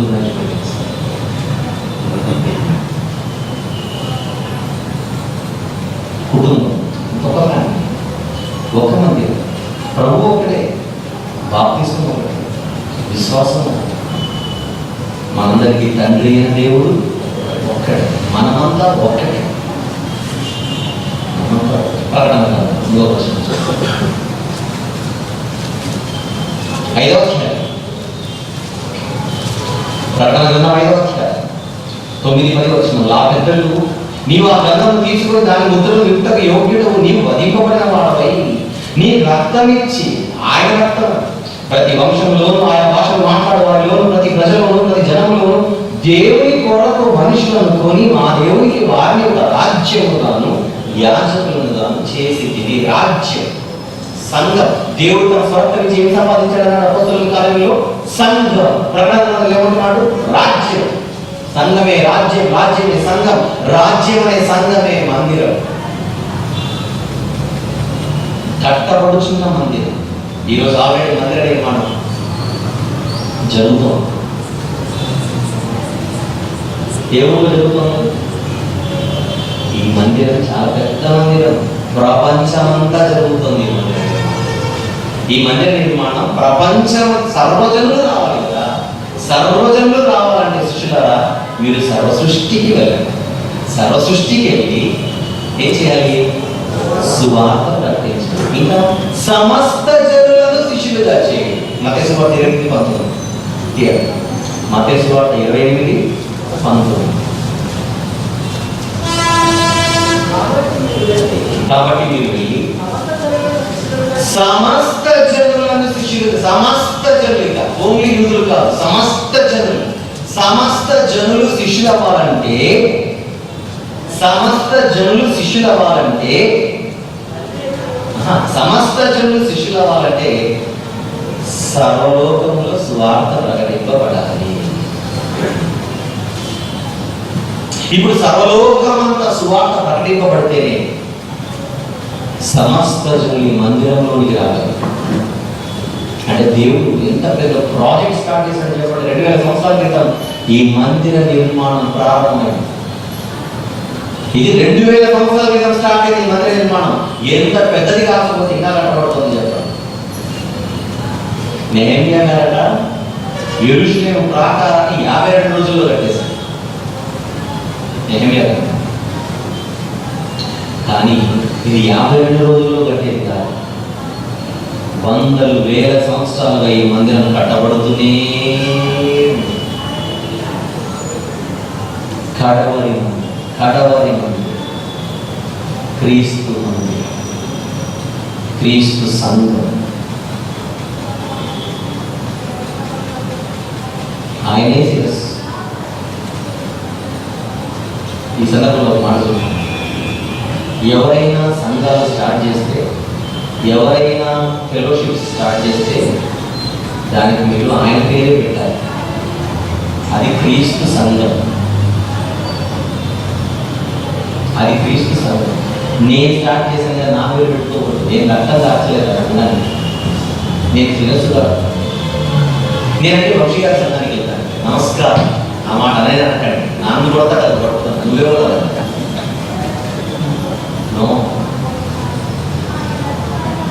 ఈరోజు మనం బాధపడాల్సిన విషయం ఏంటంటే కనీసం సంఘాలకు ఏ పేర్లు పెట్టాలో కూడా తెలియకుండా సంఘాలు స్టార్ట్ చేస్తాయి. పర్వతాల పేర్లు పెడతారు మందిరానికి,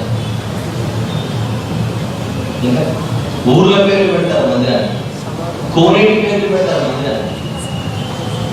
మాది బెతెస్దా సంఘం. బెతెస్దా అనేది కోనేరు. యెరూషలేములో గొర్రెల ద్వారం దగ్గర బెతెస్దా అనే కోనేరు కలదు. బయట కోనేరు కాదు.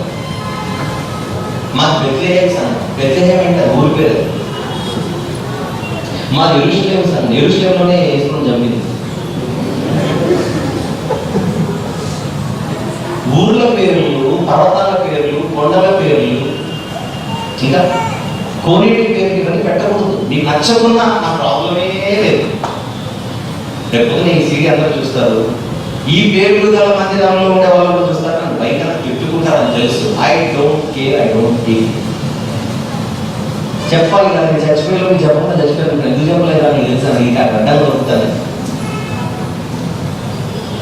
సంఘాలకు క్రీస్తు సంఘం అన్న పేరు తప్ప ఏ పేరు పెట్టకూడదు. మీకు నచ్చకపోతే మీ ఇష్టం.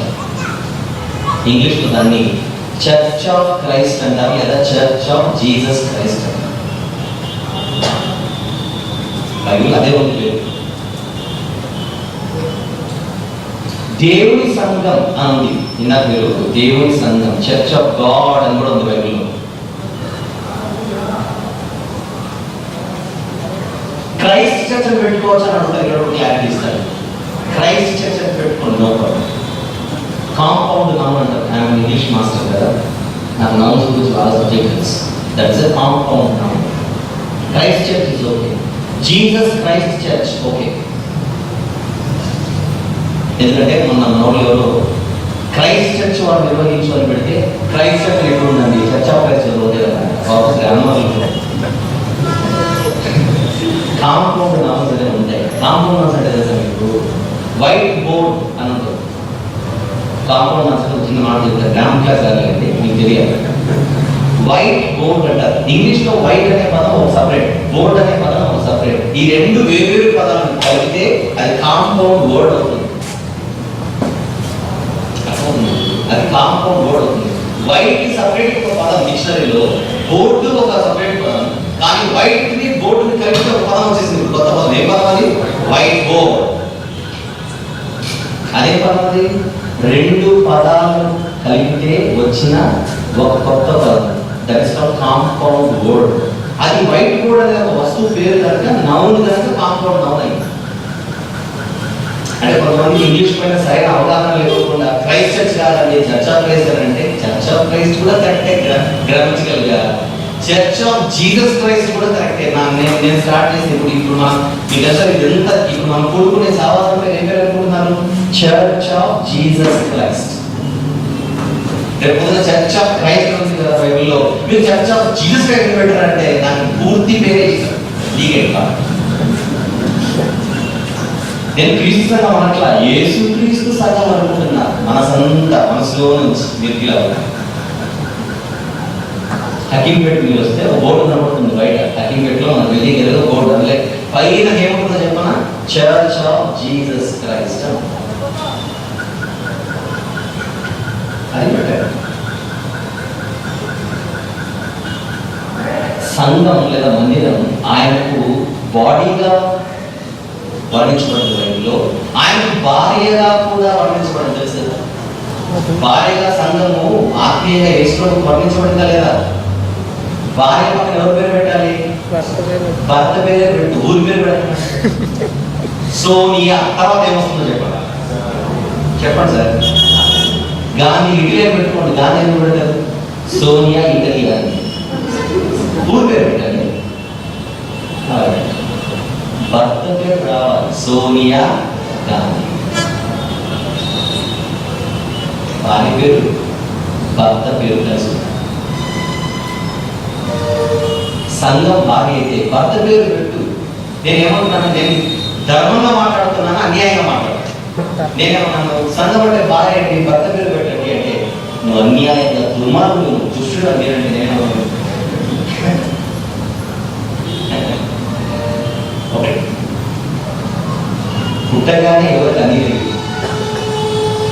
కొన్ని సందర్భాల్లో మనం తప్పు నేర్చేసుకుని ఉంటాం, తర్వాత ఎవరు కరెక్ట్ చేశారు, కరెక్ట్ చేసుకుని వెళ్తాం, తప్పేముంది.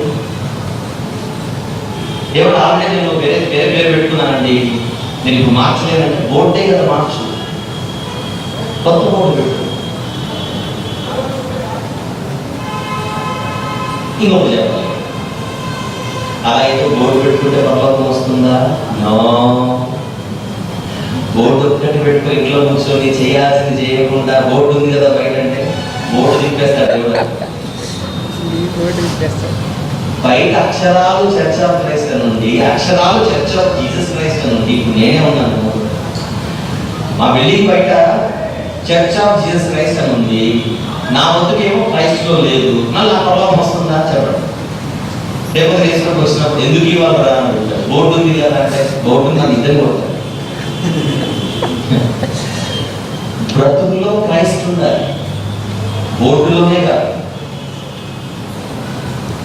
మీరు నాకు కౌంటర్ అయ్యచ్చు, బ్రతుకులో క్రైస్ట్ పెట్టుకుని బయట బోర్డు ఏదైనా పెట్టుకుంటానంటే అసలు అదే బేసిక్. అది నువ్వు అదే చేయట్లేదు, ఇదే చేస్తావు. ఇక్కడ మీరు రోషాలకి పౌరుషాలకి పోవాల్సిన అవసరం లేదు. ఆల్రెడీ తెలియకేదైనా ఎవరు చెప్పలేదేమో, పొరపాటు జరిగిపోయింది, సరిదిద్దుకోండి. నేను దిద్దుకోనండి అని అన్నారు అనుకున్నాను కొద్దిసేపు.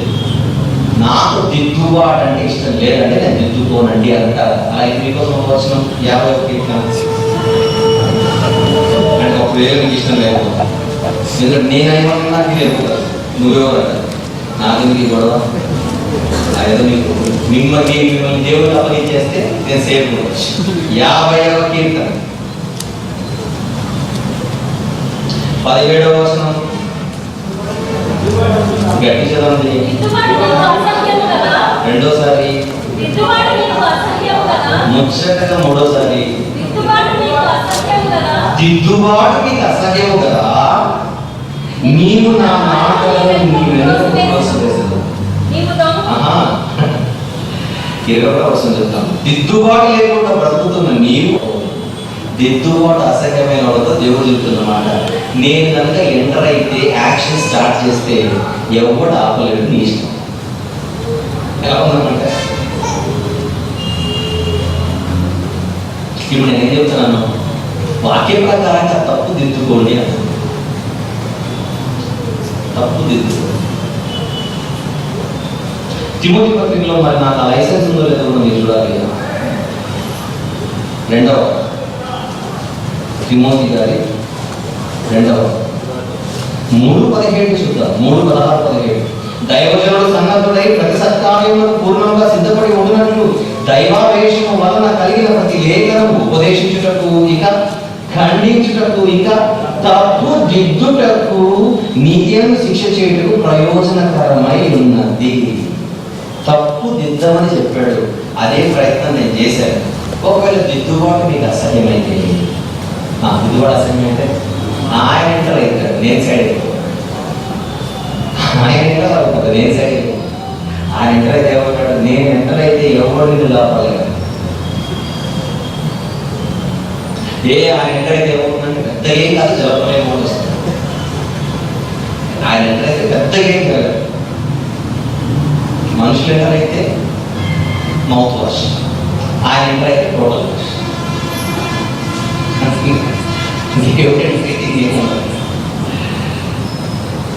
మనం కూడా ఒకప్పుడు తెలియక ఏమో తప్పులు చేస్తుంది. తప్పులు దిద్దుకోవాలి, అది మంచి పద్ధతి. అందువల్ల నేను 2 విషయాలు చెప్పాను. పేరు కరెక్ట్ పెట్టుకోండి అన్నాను.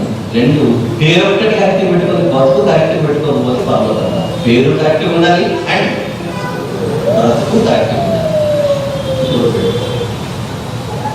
We'll come back to the point. మీకా గ్రంథం, యెషయా గ్రంథంలో ఉంటే మీకా గ్రంథంలో ఉంది, మీకా గ్రంథంలో ఉంది, యెషయా గ్రంథంలో ఉంది. ఒకటి తీసుకుంటున్నాం మనం మీకా గ్రంథం.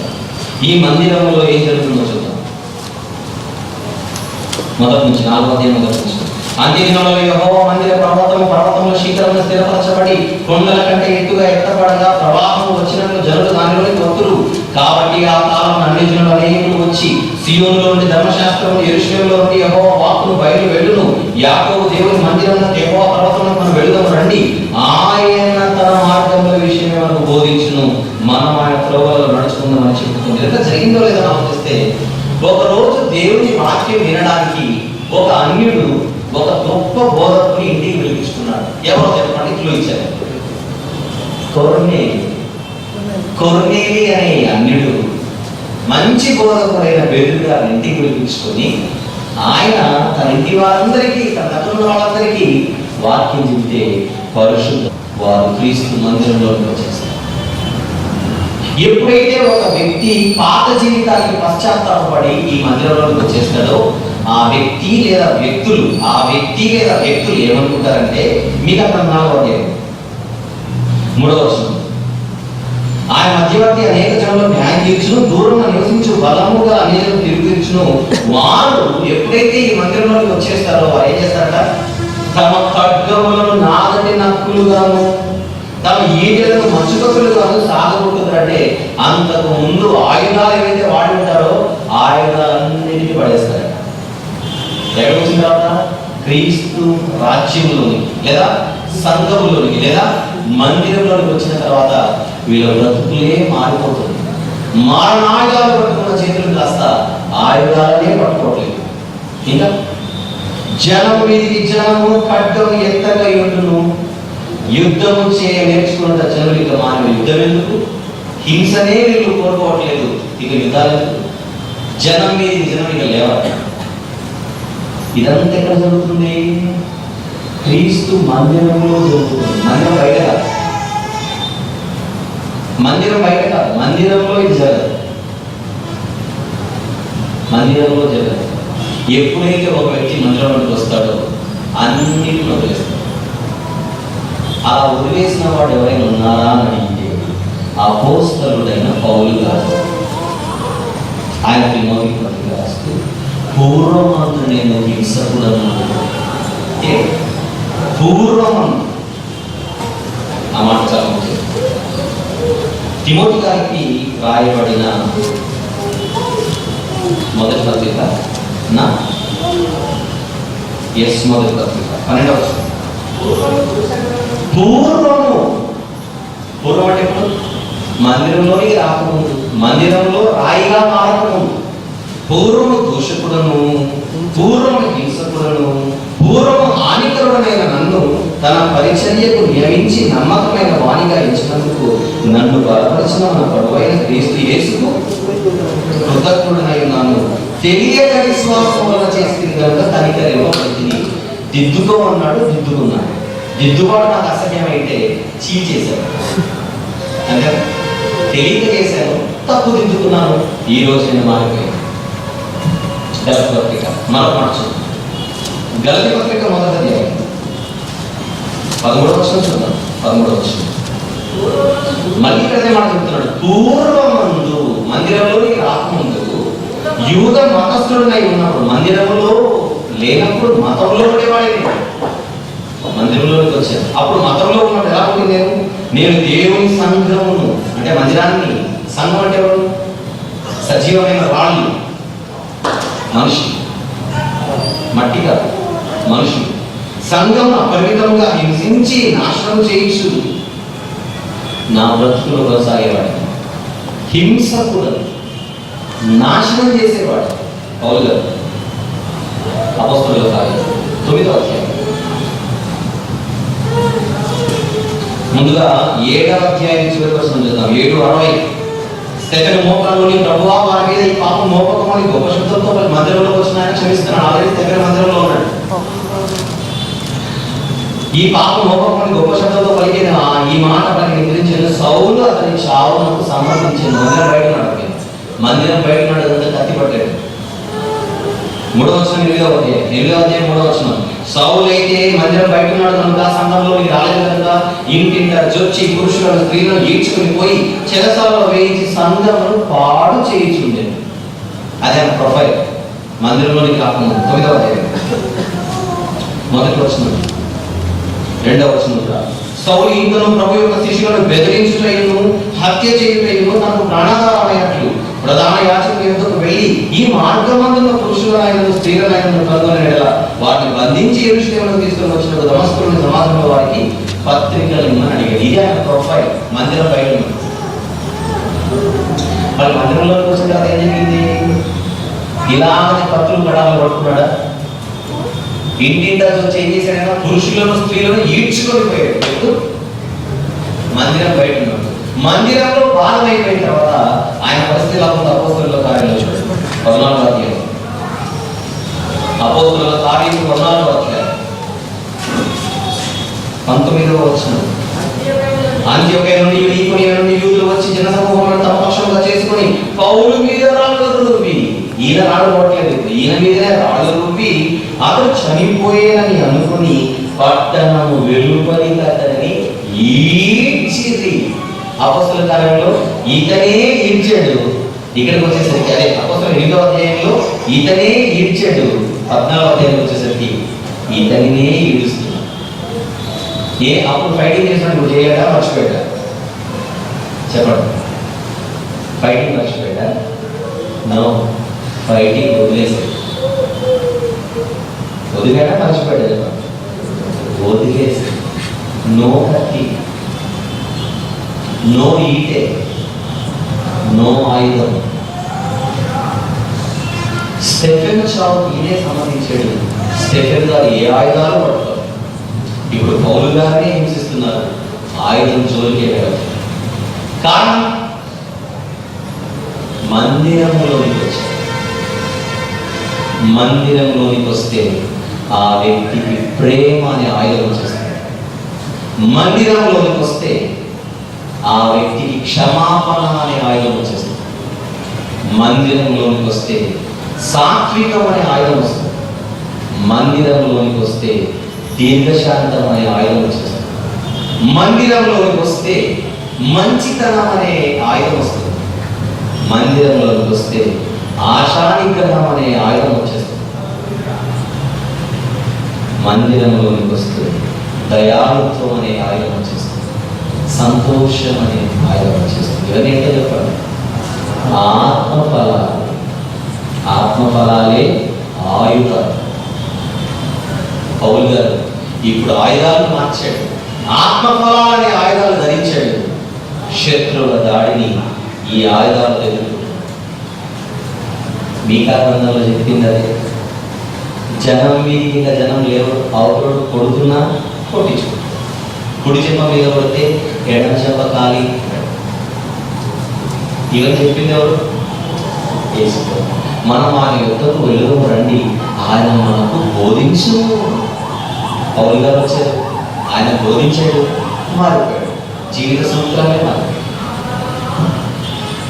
యుద్ధములు నేర్చుకునడమే మానేస్తారట. ఎందుకు? ఇక పదేళ్ళ యుద్ధాలు.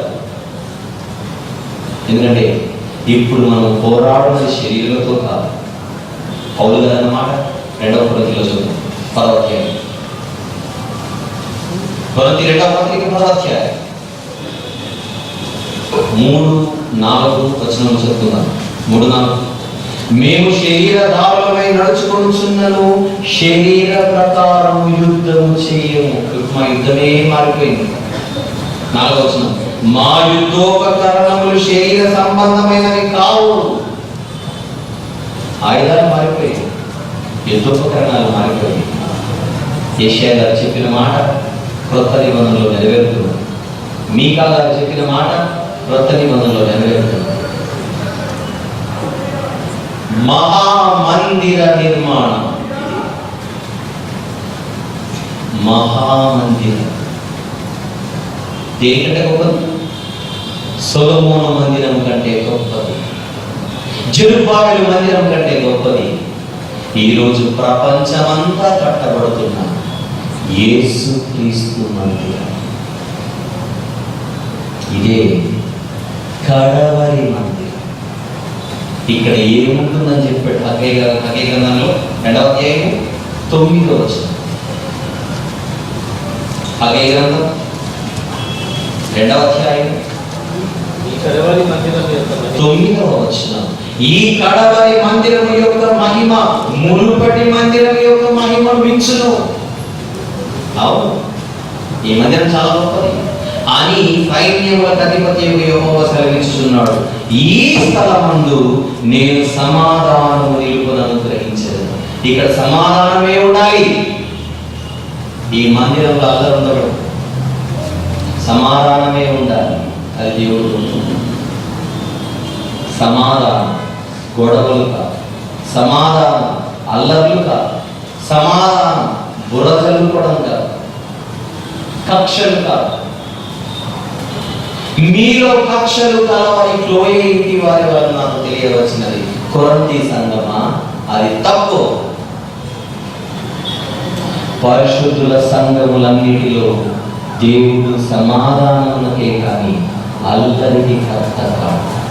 తెలుసుకోవచ్చు.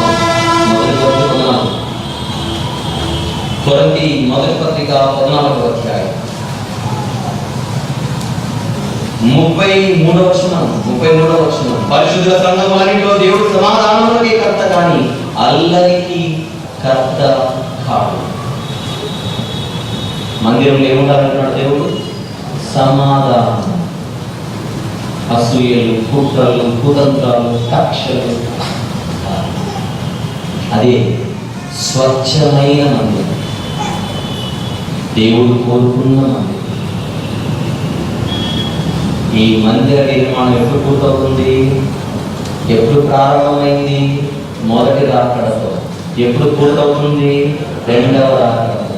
ఆ మందిరాన్ని అలా తీసుకుని తండ్రి పరిగణించేస్తాడు. ఆ మందిరం త్వరలో ఎత్తబడబోతోంది. యేసు వచ్చిన ఎత్తుగా ఈరోజు కనబడుతోంది, కానీ ఒకరోజు ఈ మందిరం అంతా ఎత్తబడుతుంది. మొదటి కొరింథీ 14 ఉన్నారు కదా, 15 చూడండి. మొదటి కొరింథీ 15:24. అటు తర్వాత ఆయన సమస్తమైన ఆధిపత్యములు, సమస్తమైన అధికారములు, బలములు కొట్టివేసి తన తండ్రి అయిన దేవునికి మందిరం అప్పగించును అన్న రాజ్యం ఉందా? నేను పొరపాటు చేశాను. మందిరం తప్పు చేయలేదు కదా, ఒకటేగా. అలానే మీరు మన టాపిక్ మందిరం కనుక రీప్లేస్ చేశారు. రాజ్యమే మందిరం అంటున్నాడు కదా. పేస్లో వచ్చి ఏం అప్పగిస్తారట తండ్రికి? మందిరం, సంఘం, రాజ్యం, మనల్ని సహోదరుల లెక్క పూర్తవరాలి. ఆయన కూడా ఒక ప్లానింగ్ ఉంటుంది కదా, ఆ మందిరంలో ఇన్ని ఉండాలి రావాలని.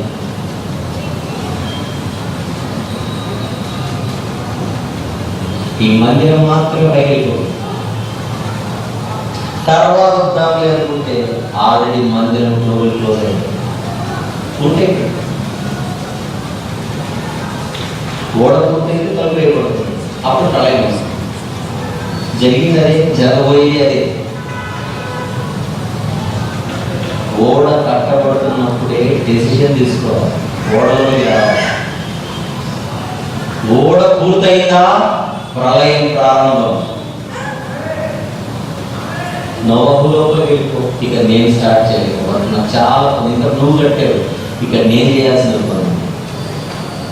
ఓడలోనికి నోవహు కుటుంబం ప్రవేశం, జల ప్రళయం అప్పుడే ప్రవేశం. నోవహు కుటుంబ ప్రవేశం, ప్రళయ ప్రవేశం రెండు ఒకటేసారి స్టార్ట్. ఇది గతం, భవిష్యత్. మందిరం పూర్తవగానే తలుపులు క్లోజ్ అయ్యాయి. ఆ తర్వాత బుద్ధి లేని కన్యకల వలె కొట్టుకున్న తలుపులు తెరవగా మీరెవరో నేను ఎరుగను. ఈరోజు ఈ మందిరం కట్టబడుతుంది, ప్రపంచమంతా కట్టబడుతుంది. ప్రపంచమంతా కట్టబడుతున్నారు మహామందిరం, కడవరి మందిరం. సొలొమోను కట్టలేకపోయిన మందిరం, జెరుబ్బాబెలు కట్టలేని మందిరం, యేసు ప్రభు ఒక్కడే కట్టలే. ఆ మందిరంలో మనం భాగస్థులమైతే, ఆ మందిరంలో మనం రావడమైతే ఈ జీవితాన్ని గెలిచాలి. ఆ ఒక్క లక్ష్యం పెట్టుకొని చచ్చిపోవాలి, భలే ఉంటుంది చాలు. ఆ ఒక్క లక్ష్యం పెట్టుకొని బ్రతికి చావాలి, దీని లాభం ఉంటుంది. బ్రతుకుట క్రీస్తే, చావైతే లాభం. బ్రతుకుట క్రీస్తు కాకపోతే చావైతే నష్టం. నేను కన్ను మూసేంత వరకు ఆ మందిరంలో ఒక రాయిగా ఉండే బ్రతికి చచ్చిపోవాలని నేను అనుకుంటున్నాను. మీరేమనుకుంటున్నారో ఆలోచించండి. ఏమాత్రం తేడా వచ్చినా, ఏమాత్రము జరగాల్సింది జరగకపోయినా, మందిరంలో మీరు రాయిగా మారకముందే మీ గుండె చొప్పు ఆగిపోతుంది. మందిరంలో మీరు రాయిగా మారకముందే మీ తుది శ్వాసను విడిచేస్తుంది. What next? What next? ఇంకేముండదు. Chapter close, story starts.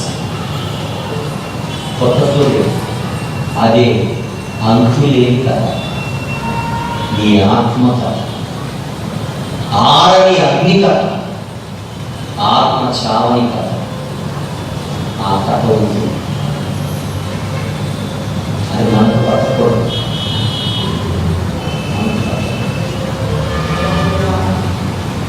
హకీంపేట్కి మన వర్క్ స్టార్ట్ చేసినప్పుడు మన ఒక కార్పొరేటర్ నేను పిలిపించాను. అబ్బాయి కొద్ది వర్క్ పెట్టి పెట్టేసి వెళ్ళిపోయాడు, పూర్తి చేయలేదు. రేపు వచ్చి చేస్తానండి అని చెప్పాడు. తర్వాత వారం రోజులే రాలేదు, 10 రోజులే రాలేదు, 20 రోజుల తర్వాత ఫోన్ చేస్తాను. ఎందుకు వస్తారని పని పెళ్లి నేను వెళ్ళిపోయిన రోజు మా నాన్న చనిపోయాడు. ఎలా చనిపోయాడు? హార్ట్ అటాక్ వచ్చింది. మరి హాస్పిటల్ తీసుకుని రాసింది ఎందుకు ఆలోచన చేశారంటే హాస్పిటల్కి తీసుకునే టైం ఇవ్వలేదండి మా నాన్న. అందరూ బయట కూర్చొని కాఫీ తాగుతున్నారు, అందరూ మాట్లాడుతున్నారు. అందరూ మాట్లాడుతుండగానే ఆయన అలా పడిపెడుతుంది. 2 నిమిషాలు టైం లేదండి ఆయన కాపాడుకోవడానికి. మీ నాన్నకు టైం ఇవ్వండి, మీకు టైం ఇవ్వండి. మీ నాన్న ఆ నాన్నకు టైం ఇచ్చిన నాన్న అక్కడ తన టైం అయిపోయింది. అందరిలో కలిసి ఉన్నాడు, అందరితో మాట్లాడుతున్నాడు. టైం రాగానే 1 సెకండ్ ఉంచడానికి దేవుడు డిసైడ్ అయ్యాడు.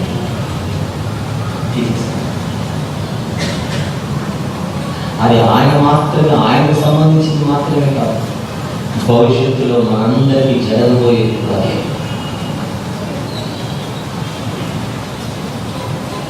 రేపేమి సంభవించినో మనంతా ఇప్పుడు మనకు ఆ కన్ను మూసే సమయానికి ఒకవేళ నువ్వు ఈ క్రీస్తు మందిరంలో రాయిగా లేకపోతే నీ పరిస్థితి ఏంటి అని అడుగుతున్నాను. ఏంటో కూడా బాగా తెలుసు, ఏం జరుగుతుందో కూడా బాగా తెలుసు, కానీ భయం లేదు, నిర్లక్ష్యం, హాయిగా బతికేస్తాము. తప్పు మనసు దేవుని మహిమతో నింపబడుతున్న ఈ కడవరి మందిరంలో మనం భావస్థలం రాళ్లగా మారదాం, నిలబడదాం. అనేక మందిని మందిరంలోనికి రాళ్ళుగా తీసుకుని వద్దాం, రాళ్ళు మోసుకుని వద్దాం, పని చేద్దాం అని అంటున్నాను. ఈ మందిర నిర్మాణంలో మనము కూడా మేస్త్రీలం అవుదాం. అందరూ కాపీ పడదాం, ఇటుకను పేర్చుదాం, వాక్యం అనే సిమెంట్తో కడదాం. మనందరి ఏమంటారు, పెద్ద మేస్త్రి. ఏమంటారు, ఒక కాలంలో ఉన్నాము, రాయలసీమ సైడ్ బేలుదారులు అంటారు, ఇక్కడేమో మేస్త్రి అంటారు. ఎవరైనా ఈ నిర్మాణానికి పెద్ద మేస్త్రిని వేసుకో, ఆయన కింద పనివారుగా పని చేద్దాం, మందిర నిర్మాణాన్ని పూర్తి చేద్దాం. పనివారికే నేను ఎవరు అని మీరు అడిగితే, నేను ఈ మందిర నిర్మాణంలో ఇల్లు కట్టే ఒక తాపీ మేస్త్రిని చెప్తున్నాను. మీరు కూడా రండి, మీరు కూడా రండి.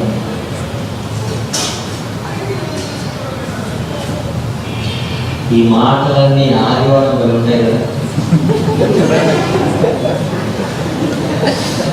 సోమ నుంచి శని ఏమో అయిపోతాం, మళ్ళీ ఆదివారం. అరే అకే కదా ఉంటుంది. ఇక ఈరోజు వెళ్ళి కూర్చుందాం, మళ్ళీ మిస్ అయితే కష్టం. నా లెక్క ప్రకారం యేసు ఆదివారం రాడు, జోక్ వేసారండి. మళ్ళీ దీన్ని పట్టుకొని ఆయన డిసైడ్ చేస్తారండి మీరు అనుకుంటున్నారు. ఎందుకంటే మనం దొరికేది సోమవారం నుంచి శని ఆయన.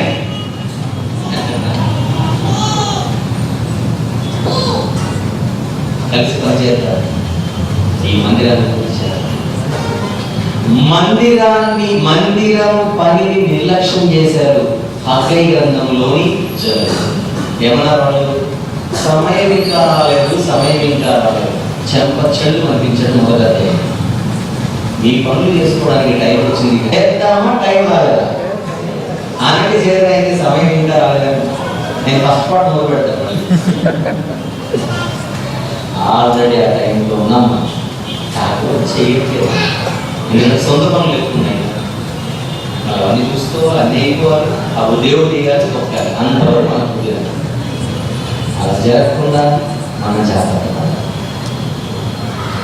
పూర్వకాలమందు జరిగినవన్నీ మనకు బోధ కలుగుటకే రాయబడినవి.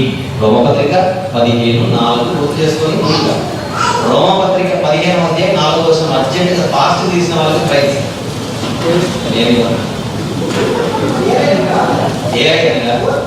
ఓర్పు వలన లేఖనము వలని ఆదరణ వలన మనకు నిరీక్షణ కలుగుతాయి. అగ్నే గ్రంథంలో రాయబడిన నీవు మనకు బోధ కలుగు నిమిత్తమే రాయబడినది. అగ్నే గ్రంథంలో రాయబడినవి ఎవరికి బోధ రాయడానికి? మనకి. మొదటి వరకు 10 పదవులు కూడా చదివేద్దాం. అది పెద్ద పదం రాయబడి అందుకోసం మొదటి వరకు 10 పదవులు ప్లీజ్. ఈ సంగతులు అగ్నే గ్రంథంలో వాళ్ళకి సంభవించే దృష్టాంతములుగా యుగాంతమందున్న మనకు బుద్ధి కలుగుటకై రాయబడినది. ఆ సందర్భం ఇస్రాయేలు అగ్గేలో కూడా వాళ్ళే. మనకు బోధ కలగాలి, మనకు అందులో భాగంగా ఎన్నో కార్యక్రమాలు చేపడుతున్నాం. అందరూ కలిసి పనిచేద్దామంటున్నాను, అందరూ కలిసి ముందుకెళ్దామంటున్నాను. సత్యం అన్నది ఎంత దూరంగానో బహు లోతుగానో ఉన్నది. దాన్ని పరిశీలన చేయగలవాడు ఎవడు? మనం చేస్తున్నాం, తీస్తున్నాం, మాట్లాడుతున్నాం. ఇంకా పాలన చేద్దామని పిలుపునిస్తున్నాం. 2014 కంటే 2015 ఇంకా బాగా జరగాలి. నిజమే, సేవకుల సదస్సులు బాగా జరుగుతున్నాయి, ఇంకా కొన్ని కార్యక్రమాలు జరుగుతున్నాయి. మరి 2016 September, October, November, December out 2015. కానీ 2016 ఆల్రెడీ నేను ఒక ప్లాన్ చేసి ముందు పెట్టాను. గుర్తుందని వచ్చే సంవత్సరం మే నెలలో కనీసం ఒక 5 రోజులు మనము నేషనల్ సెమినార్ చేయాలి. కొత్త వాళ్ళని తీసుకొని రావాలి. ఉదయం నుంచి సాయంత్రం వరకు బైబిల్ తరగతులు, సాయంత్రం పబ్లిక్ మీటింగ్స్ పెట్టాలి. ఇలా వాక్యాన్ని తీసి చెప్పడానికి నేను సిద్ధంగా ఉన్నాను, చెప్పించడానికి మీరు సిద్ధంగా ఉండండి అన్న.